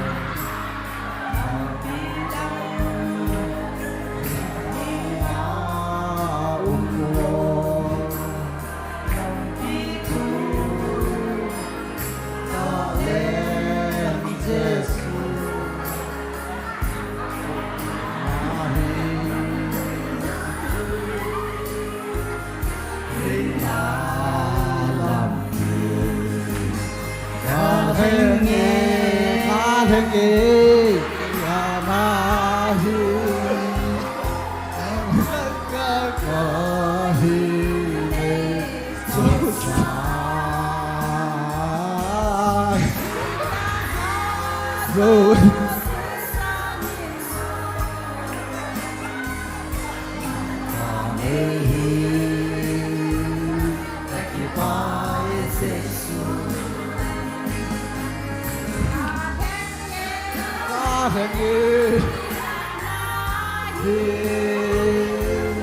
nang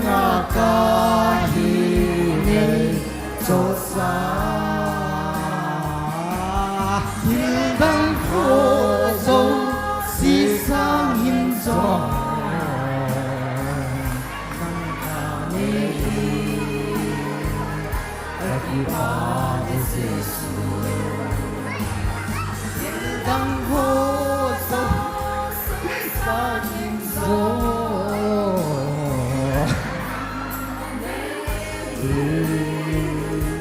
You are Jesus.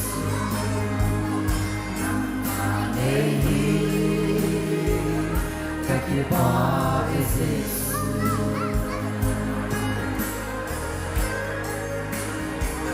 Amen. Amen.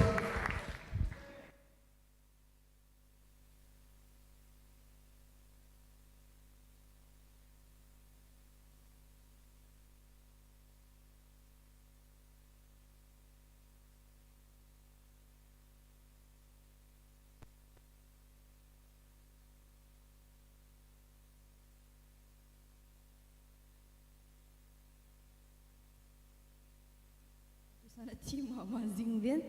o dim set hong pot in tu in result pun do na ne wite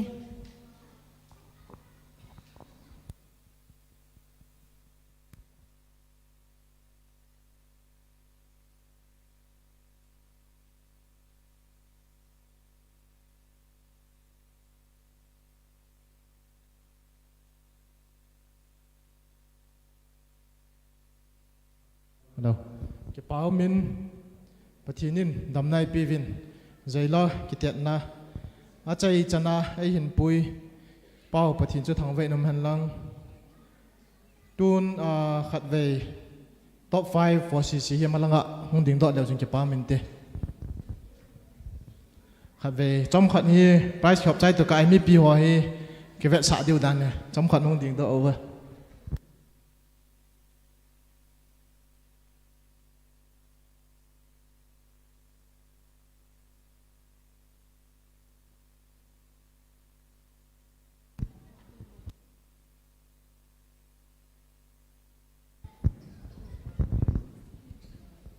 trong khát lúc nào chim sẻ nên về tên na ai cái bắt nia cô na hi am ho hi cái ham ball ta hung pang over tu ni a chai ni chana am ho mi som ni le thum la khen do hi vin lim la num min trong khát lim lao tin na hai tên trong khát na về te hi chi ka chun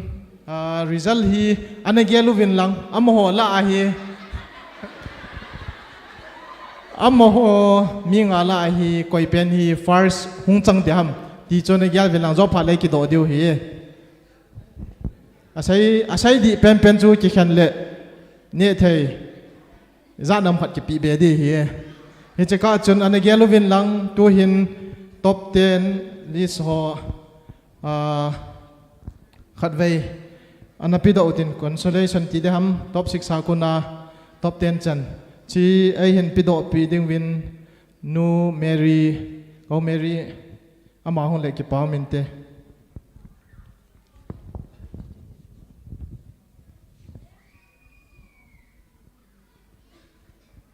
nu Mary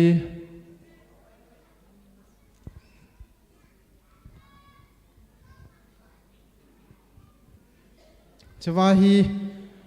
certificate to hin cash prize izan ham khat asunga hi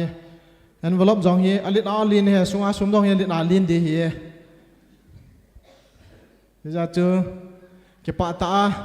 nei hung la pi ding win kain ti min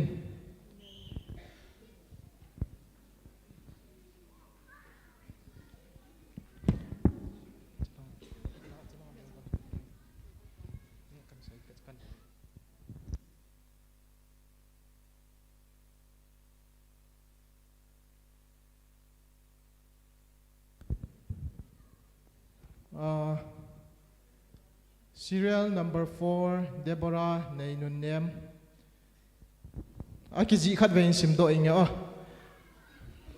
Molnom Christian Khangthate certificate of honor presented to Chapang Deborah nei nun nem. Congratulations on receiving this special award for your outstanding participation in the first Zaila Kitetna 2022 organized by the Molnom Christian Khangthate on 6 November 2022. May your effort and compliments always be for the glory of God. Chairman Mark Haumintang, Judges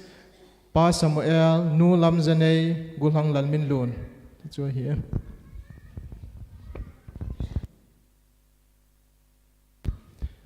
Abanin Nu Bebem Lam Naiting.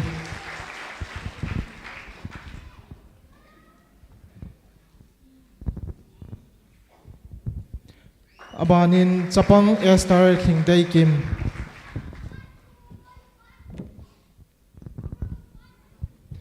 Abanin Nu Nem Nei Thing.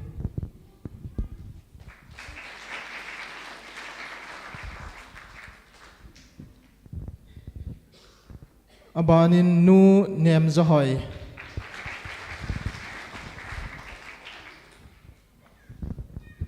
Abanin Gulang Let Min Thang.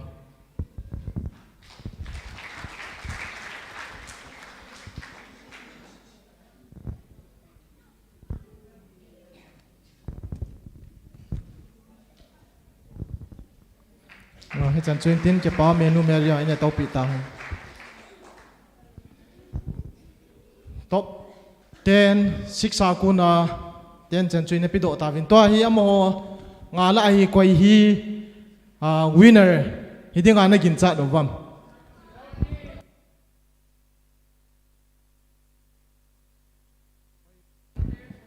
quay pen mong hi miền hoi na sa pen nó vào mi pi tiền khát về hình say đi vào hoi tiền về vin lang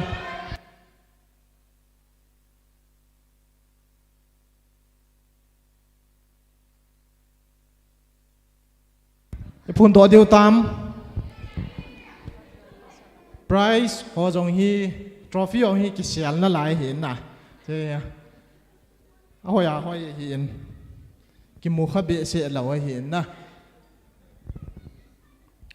first winner ai ipat diu ham ai lo le second runners up ai ipat diu ham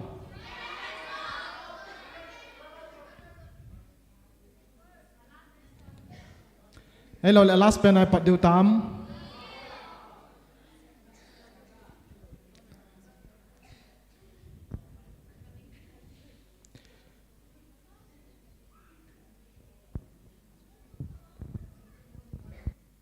phun độ điều tam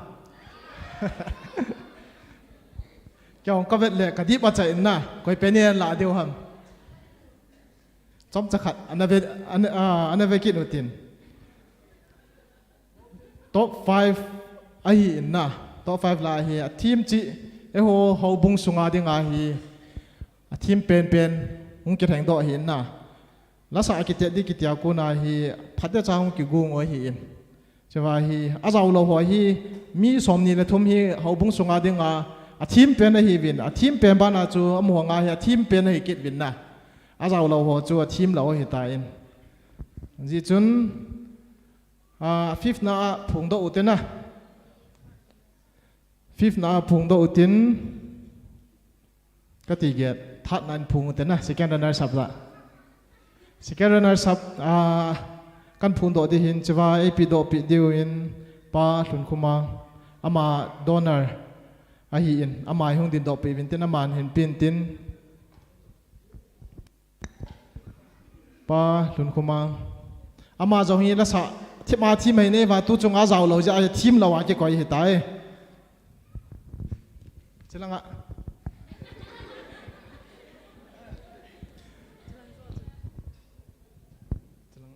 khát về hình sim do anh cái tin na thu chăng cái gì hi Molnom Christian Khanglai certificate of honor hi na presented to amin hi koi hi diam ki sai nai pon tin second runners up, congratulations on receiving this special award for your outstanding achievement in the first Zaila Kitetna 2022 organized by the Molnom Christian Khanglai on 6 November 2022. May your effort and compliments always be for the glory of God. Adang to Chairman Ma Ho Min Thang, Judges Pa Samuel, Nu Lam Zanei, Gulhang Lal Min Dun. Chichu hi in That na him pantang na. Chi hi akap zong hi chop chakhat ni a trophy hi chop chakhat ni sai ta ding ka pi ma sangin ki pi le mo chang diu hi tan na. A ke dia langa na choi chos.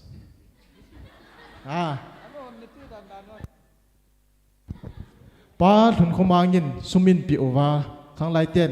ka thum na da ka taw na bang wa chi hi in pi in chi oi na thei pe na kan si mo chur champur sunga jong ki mo mu lo hi in phai langai ki sim sa na lai hi in ama jong donor hi na a lung thei de ka ta san yan trophy hi vele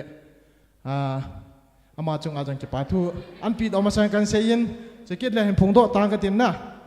Second runners up, serial number is that them? Serial number 18, Gutang Khup Min Lun.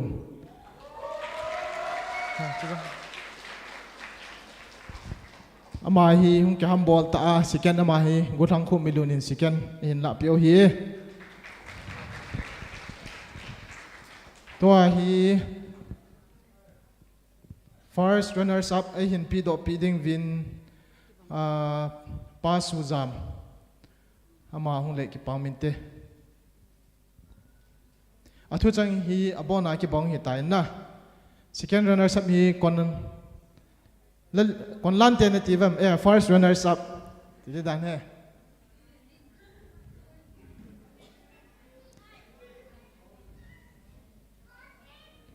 na say ovin akiza mo che na pp hile second runners up hi serial number say do diu tam say do taw te na serial number 9 nonga ning hoi chong thung tim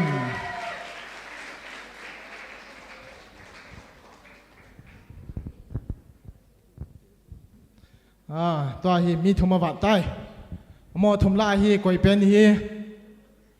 ก่อยเป็นหินZaila Kitetna 2022 Molnom Christian Church hau bung sunga a thim pen hi koi chang ding ana gin cha nu vam sai wo koi chang de ham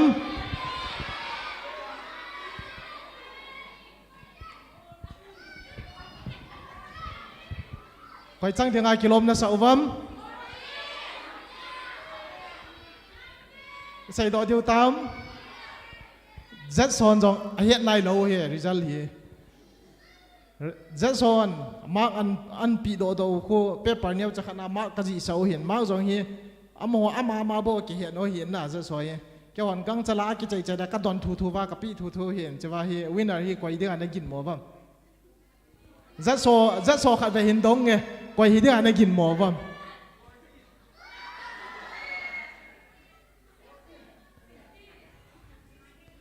ale tu hin sai tau tin tu chung Molnom Christian Khangtha Molnom Christian Church chỉ tao tin na hau Khanglai hau bung sunga Molnom khu sunga Khanglai KC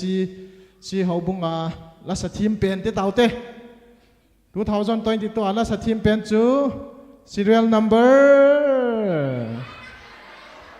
kasai ngau he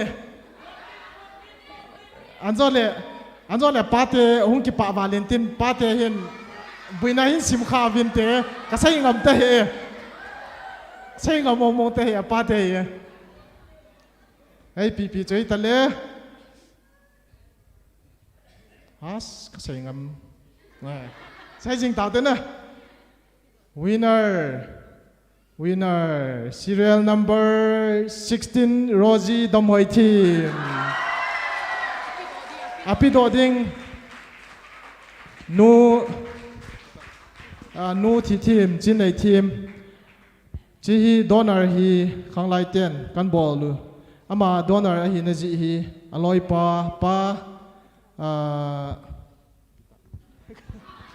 pa to min thang ke ho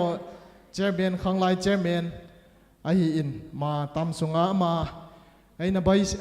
basin ta wang win aloi nu in ama hi het jing na ding in hi chi first winner hi aman sponsor hi in chi hi aman AP do pi leo ke pa min te chi chu pin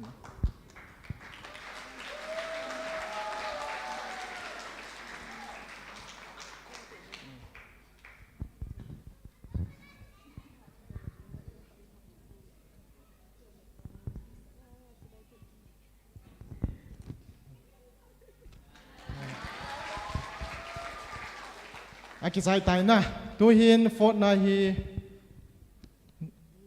nu Mary mama hung pi kin vintin na man hung pi do pi ke pa min te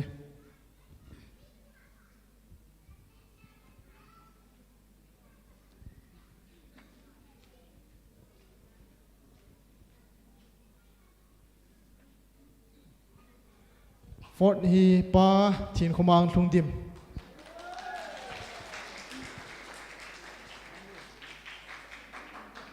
abana nunga thengei kim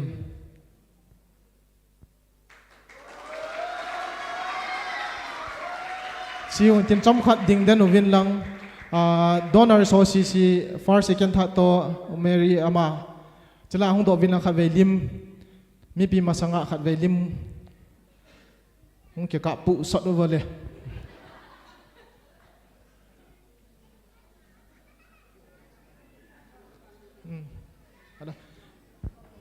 amasanga ong dingbo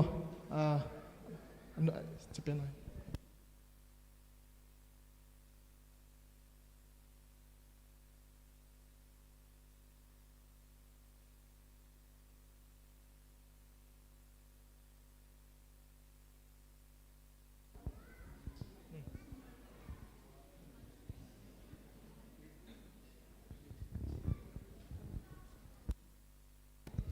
lim hoi ten hin lavo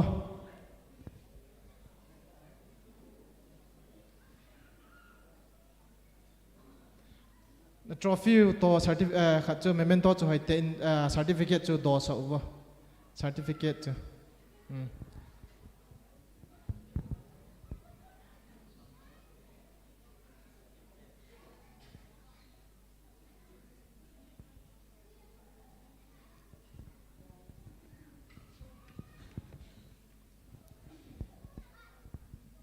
ki pau me chan chu tan tin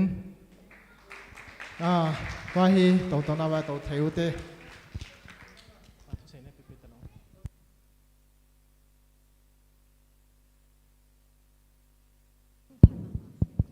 tun gul hang jang mel ki pa thu sei na pha pa thu sei na phat engkila pe pe ing katin ama sapenin tunia tha ahung ki khom mi pi ho zo si na chung chi wa ki pa thu kain phung ki ne tuni phat mantam ta ai mu sa wa pathin ju thang ve nam han lang chi Khanglai Zaila Kitetna hi ningkum ka che me pau dam lai ku na hi kana gu nu ai hi ta in hin la ningkum chun kana bol do zo povin hi zong le ke hon lam kai ho si chin tu kum be bol do ote kati wa ki ham bol ta chila hi chi Zaila Kitetna hi ka hin gu nu hi in ke ho se sen ko gu nu a hi point pathinin zong ai ki thu pi ve ti hi ka movin masa penin pathin thang vai num han lang chukit le apat nia ku na zat sa ai hin pan pi o pa Samuel nu lamjanei gulang lalmin lun amo chung che avelin ki pana sangta ka hin phung ki ne chukit le participant ho mi som ni le thum ke ho hin form hi som gup kana sim ho hin som gup ka sim wa chu thlom pe na chu mi som nga be pang diam kana ti wa hin hin la pathin thil gun he tan tin mi som ni le thum ahong zau thein mi som ni le thum la hin top 16 ahong ki thangin 16 akuna 10 ahong ki thang 10 akuna 5 ahin 5 akuna chu winner ahong ki thang do hin hichewa top 23 ahong zau participant mi som ni le thum ho zau si na chung chi wa avelin ki pa thu ka hin sai kinin chukit le hichi Zaila Kitetna hi mabana zong Khanglai tian hung ki bol jing ding in a hi in cha chu mi pi ho Khanglai ho hi in mi nu mi pa hi in CBS ho hi in thanum ta pan ila jing ding win avelin ki pa thu avelin ka hin tim kinin chukit le Khanglai te ka buina chung wa refreshment chi to gun ka nei sung wa refreshment ding a hin piu pa ot ko sai le pa jang khu ho amani chung a jong ki pa thu sangten ka hin phung do kin e chukit le tua cha ai hin om piu ki khen le hin mi pi bon che ke wa cha i don dio hi in cha le ni thai ene su ke dio hi in hi chawa ai hin bui pi piu la chate ni chung a jong a velin ki pa thu ka hin phung kin e chukit le tu ni program min chung zo si na bon che ke chung wa ki pa thu ka hin phungin chukit le Khanglai ten hi chi Zaila Kitetna ka hin bol sungwa ka bol khilu ka to khilu ka sai khilu na ngai ma diu ai lo le na ma diu na lo han na theu ka sai do ka bol do o ma le pathi minin ki ngai da mu te ti chu ka hin sai kin hi chukit le ka hin sai num chu ki khen le ki khen le Khanglai ho koi ma po do lawa chi nungu hi kitile social work nyau khat ni bol diu hin chikit le ka sai he mil khat men thopi pen on donors ho han zo chung ka sai tai hi jong le tu hin avelin donors ho first second third chikit le consolation am ho hi ke hon ngam sum ta ka sai wa hi in na am ho jong ki hum phal ta Khanglai ki thu pin a zong a hi in ho bung sung khan tau na diong a dei ji uwa chu amo hin Khanglai ho ei hung ki thu pi o hin amo zong pathinin aza jan phathai bu han ti chu ka hin se no ma hin chukit le dunia invited artist ho amo thum zong hi amo thum hi lo hi le Zaila Kitetna hi pham num zo ding ei lo chu zo ding in zong ka gel pon na amo ho hin chanham khanin mi til khona ai lo le pam mi ki pa sa na apan thei ji vena chung chi wa avelin ki pa thu ka hin phung kinin chikit le ma bana zong heta ki su hal na ai lo le invite na sa ding Khanglai ho na ung ki guna le pam ki pa ta phat mo no ne hin lu pi jing ding u vin zong avelin ka hin tim kin e sai khil au ma le chukit le sai he mil khanumin chukit le videographer live telecast hin bol pu pa magun to gurang khumin amani chunga jong avelin ki pathu kain phung kin e chi Khanglai ten Zaila Kitetna final di akitinia pana hi amani hin live hi kenin Khanglai te koma Khanglai te ki thupin thai pen ti a hi amani hin sum cheng kha chala lo hi la Khanglai te ki thupin a hi chi live telecast hi hin bol pi o hi chakit le live telecast a hin ve ho minu mi pa su piu le naw abula ko na che chan hin ve ho na chung chi wa ki pa thu kain phung e chan chu ta hen sai khilo ma le ki ngai da mute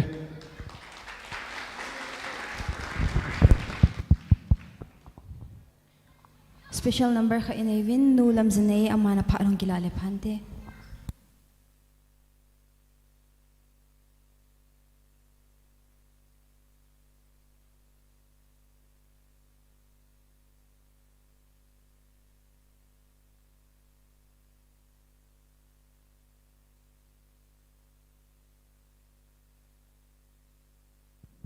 Hamasan hitabang phat pha AP wa pathin thang wa nom hanlang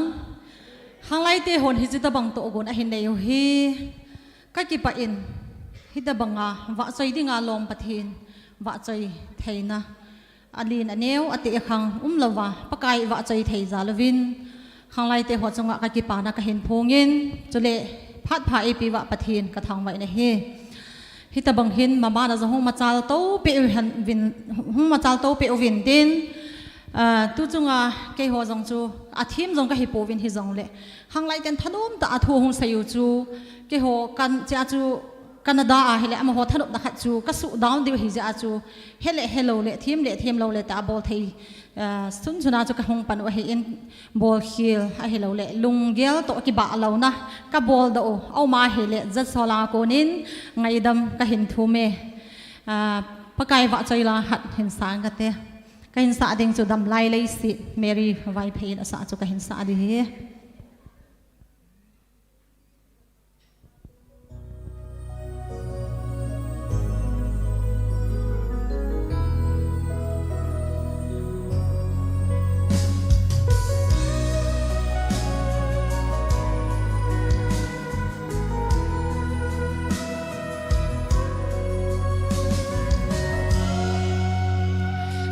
lai lấy si na cái hình khu bụi đinh in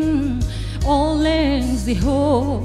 nắng càng ai dê si na lâm ki chát lê man na ki chát la van a si em hay cả lâm salva in sa tên si đâu ga cái gió thấy na đi gal von cham kimin o nei von in lang mi tinin pakai na ko malen kanom kagam ngai pen su nang ma men lei hin kho khel a van tiêu thing ho la tan ti nei lâu và xây kanom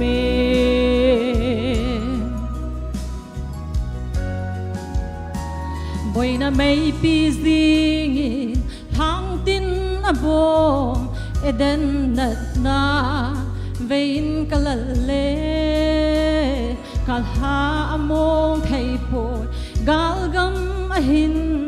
so nagam nom kahun ka sin nagam hay zunin kahong ki panne hin kho ahin sot ta lâu ding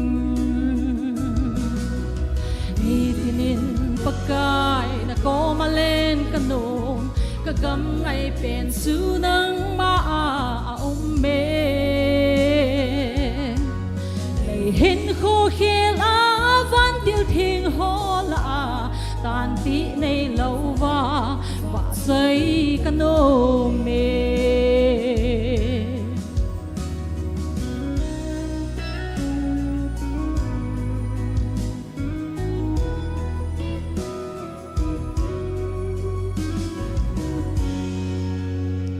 kadam sung so lau cha a hin Giêsu na keng bula kano me na thu hil na thu ta le o na lam theng chu lấy hỏi na sangin ka heng zo e ka dam lai hin khu a be tiếng le na ko ma leng ding in na hung puin on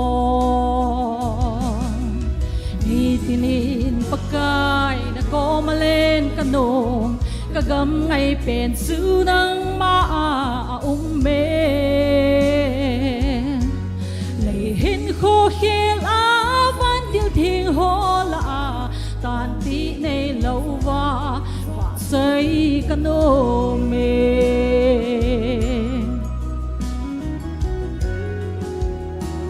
gian lam lung hela hui hilang hiu hin na khoto na a sim zo lo a hi gian thim salva va le tui lung thong na phat na thugu a say zo po ve zing khuwa ko ni no em hoi so in na ngày lu na chu lo a phong do zing ngui ni tinin pakai na ko ma len kanom kagam ngày pen su nang ma me lấy hin khô khel a van tiêu thiên ho la tan ti nei lâu va say kanome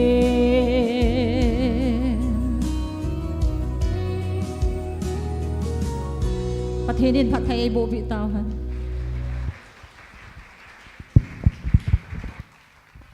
เปามินตัวฮีคุมขาเตานั่นแหละจะโดนคมนะเตานะฮีปัสตองจังอามิในปีดิวหินที่โจเลมีปีนปะกายเตาไหนเสียคมไว้กิจใจดิวหิตาย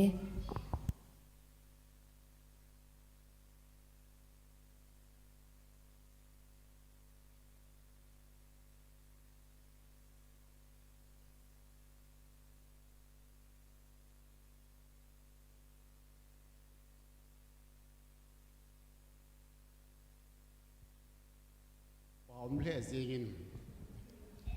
ตูพาตาเห็นข้างลายนิคูเละฟอร์สใจเล็กเตียนนะประเทศท่านซาลินใจที่อมเจวินประเทศมินกันพงตัวเองอาจงกิปาทุยกะพงในฮีตาบุตรกะกิปาอุเวปกายฮิตบังพัดเฮยเลยพัดพากะจันเจวินนามินกระทั่งวันก็มากิปาทูกันพงกีเน่ขังลายหอใจลักกิเตียนนะหอยตาบุลาปนาอันจีนหาปากายมีเหี้ยมทหารนั่นแหละลำกายหอจีนาปิลนาฮิโลวินอบานบานาคิสุนหอจนังมานลอยหิดนันเองปีวินตูพาตาเห็นกิจายที่ตาลงดำเซลถนนตาในใจปีวินกับกิปะเละเจียงวินและทรงกิปะขึ้นพงขีเนปากายลุงเสียเต็นตัวนุ่งตัวบ้านจงเละเฮซ่าทุปีโซไอนังมามินกว่าใจวะขังลายหอโอ้ยนะดำเทนะเฮ็ดนะจิตนะอิจ้ากายดังมันวางบนกระเต่าปีกีเดปากายลำกายหอไอฮิวินอาซาดซานาปันละหอโจเสียงปากายอาสางาทุปีโซเลยหอยโซอาปันละดิ่งนังมันอาบอนสวะวางบุกิดิงกระเต่าปีกีเนปากายกิปะเวตัวเฮกับพาดหอกิจไอตาอินกิจโยติงเลยอินมาคนเดทเทเลซาดอนขอมนานังมามีนักในขอมเดียวเห็นจะจุดปากายนังมาทะเลาทิ้งกันจันเจ้าวะนังมันจังหาณสุปุนบังเงินหินสุปุงอ่ะสองเลเกหัวอาดิงาตาสดำนาไม่หิลวะทะเลาขันโตนหอยตาไอเป็ดตัวดินนังมันวางในบุปินตากระเตากินไอเฮมปากายตัวคนสงาตัวพัดสงาเฮเกฮอนเกเฮทีมลูกเกเฮเขลุกาซีเขียวกาซีวาลนังมาโหอินสงาอโลกาบอลวาลอมจนลุงเสีย tan ka bon sa ni nga da bin tang kong tau kin him aki pa pakai i za kai nang ma thu hen ta pakai yesus tamina ko ma kong tau him amen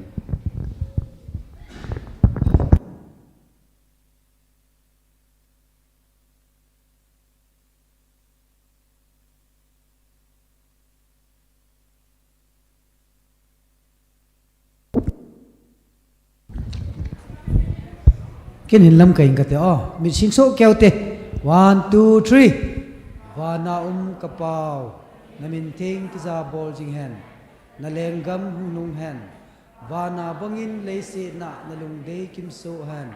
tunia kane khop diu anne nei piwin ei bor si teo ka ngai dam bangun ka su hil naw ngai damin son sit don te patib na nei hut dawin agilau pa akonin nehu do zovin lengam le thahat thunei na lopi pen ton so nin nanga hizing hen amen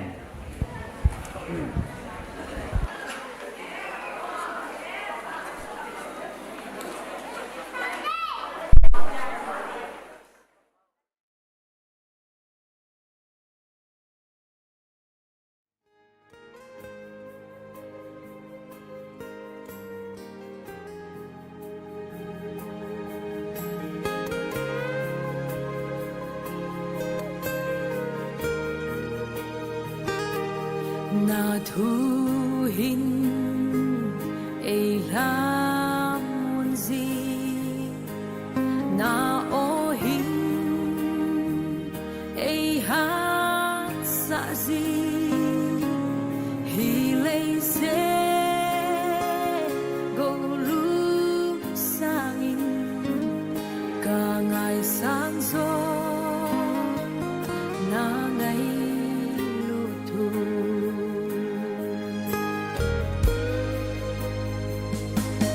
na thu hin ei lam mun zi na o hin ei hat sa zi hi lei se go lu sang in kang ngai sang so na ngai lu thu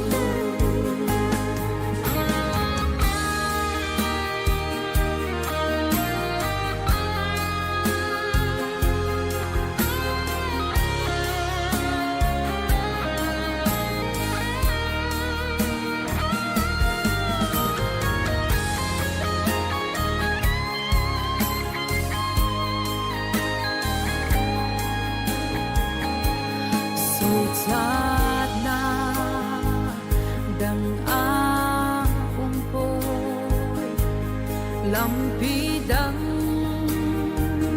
him a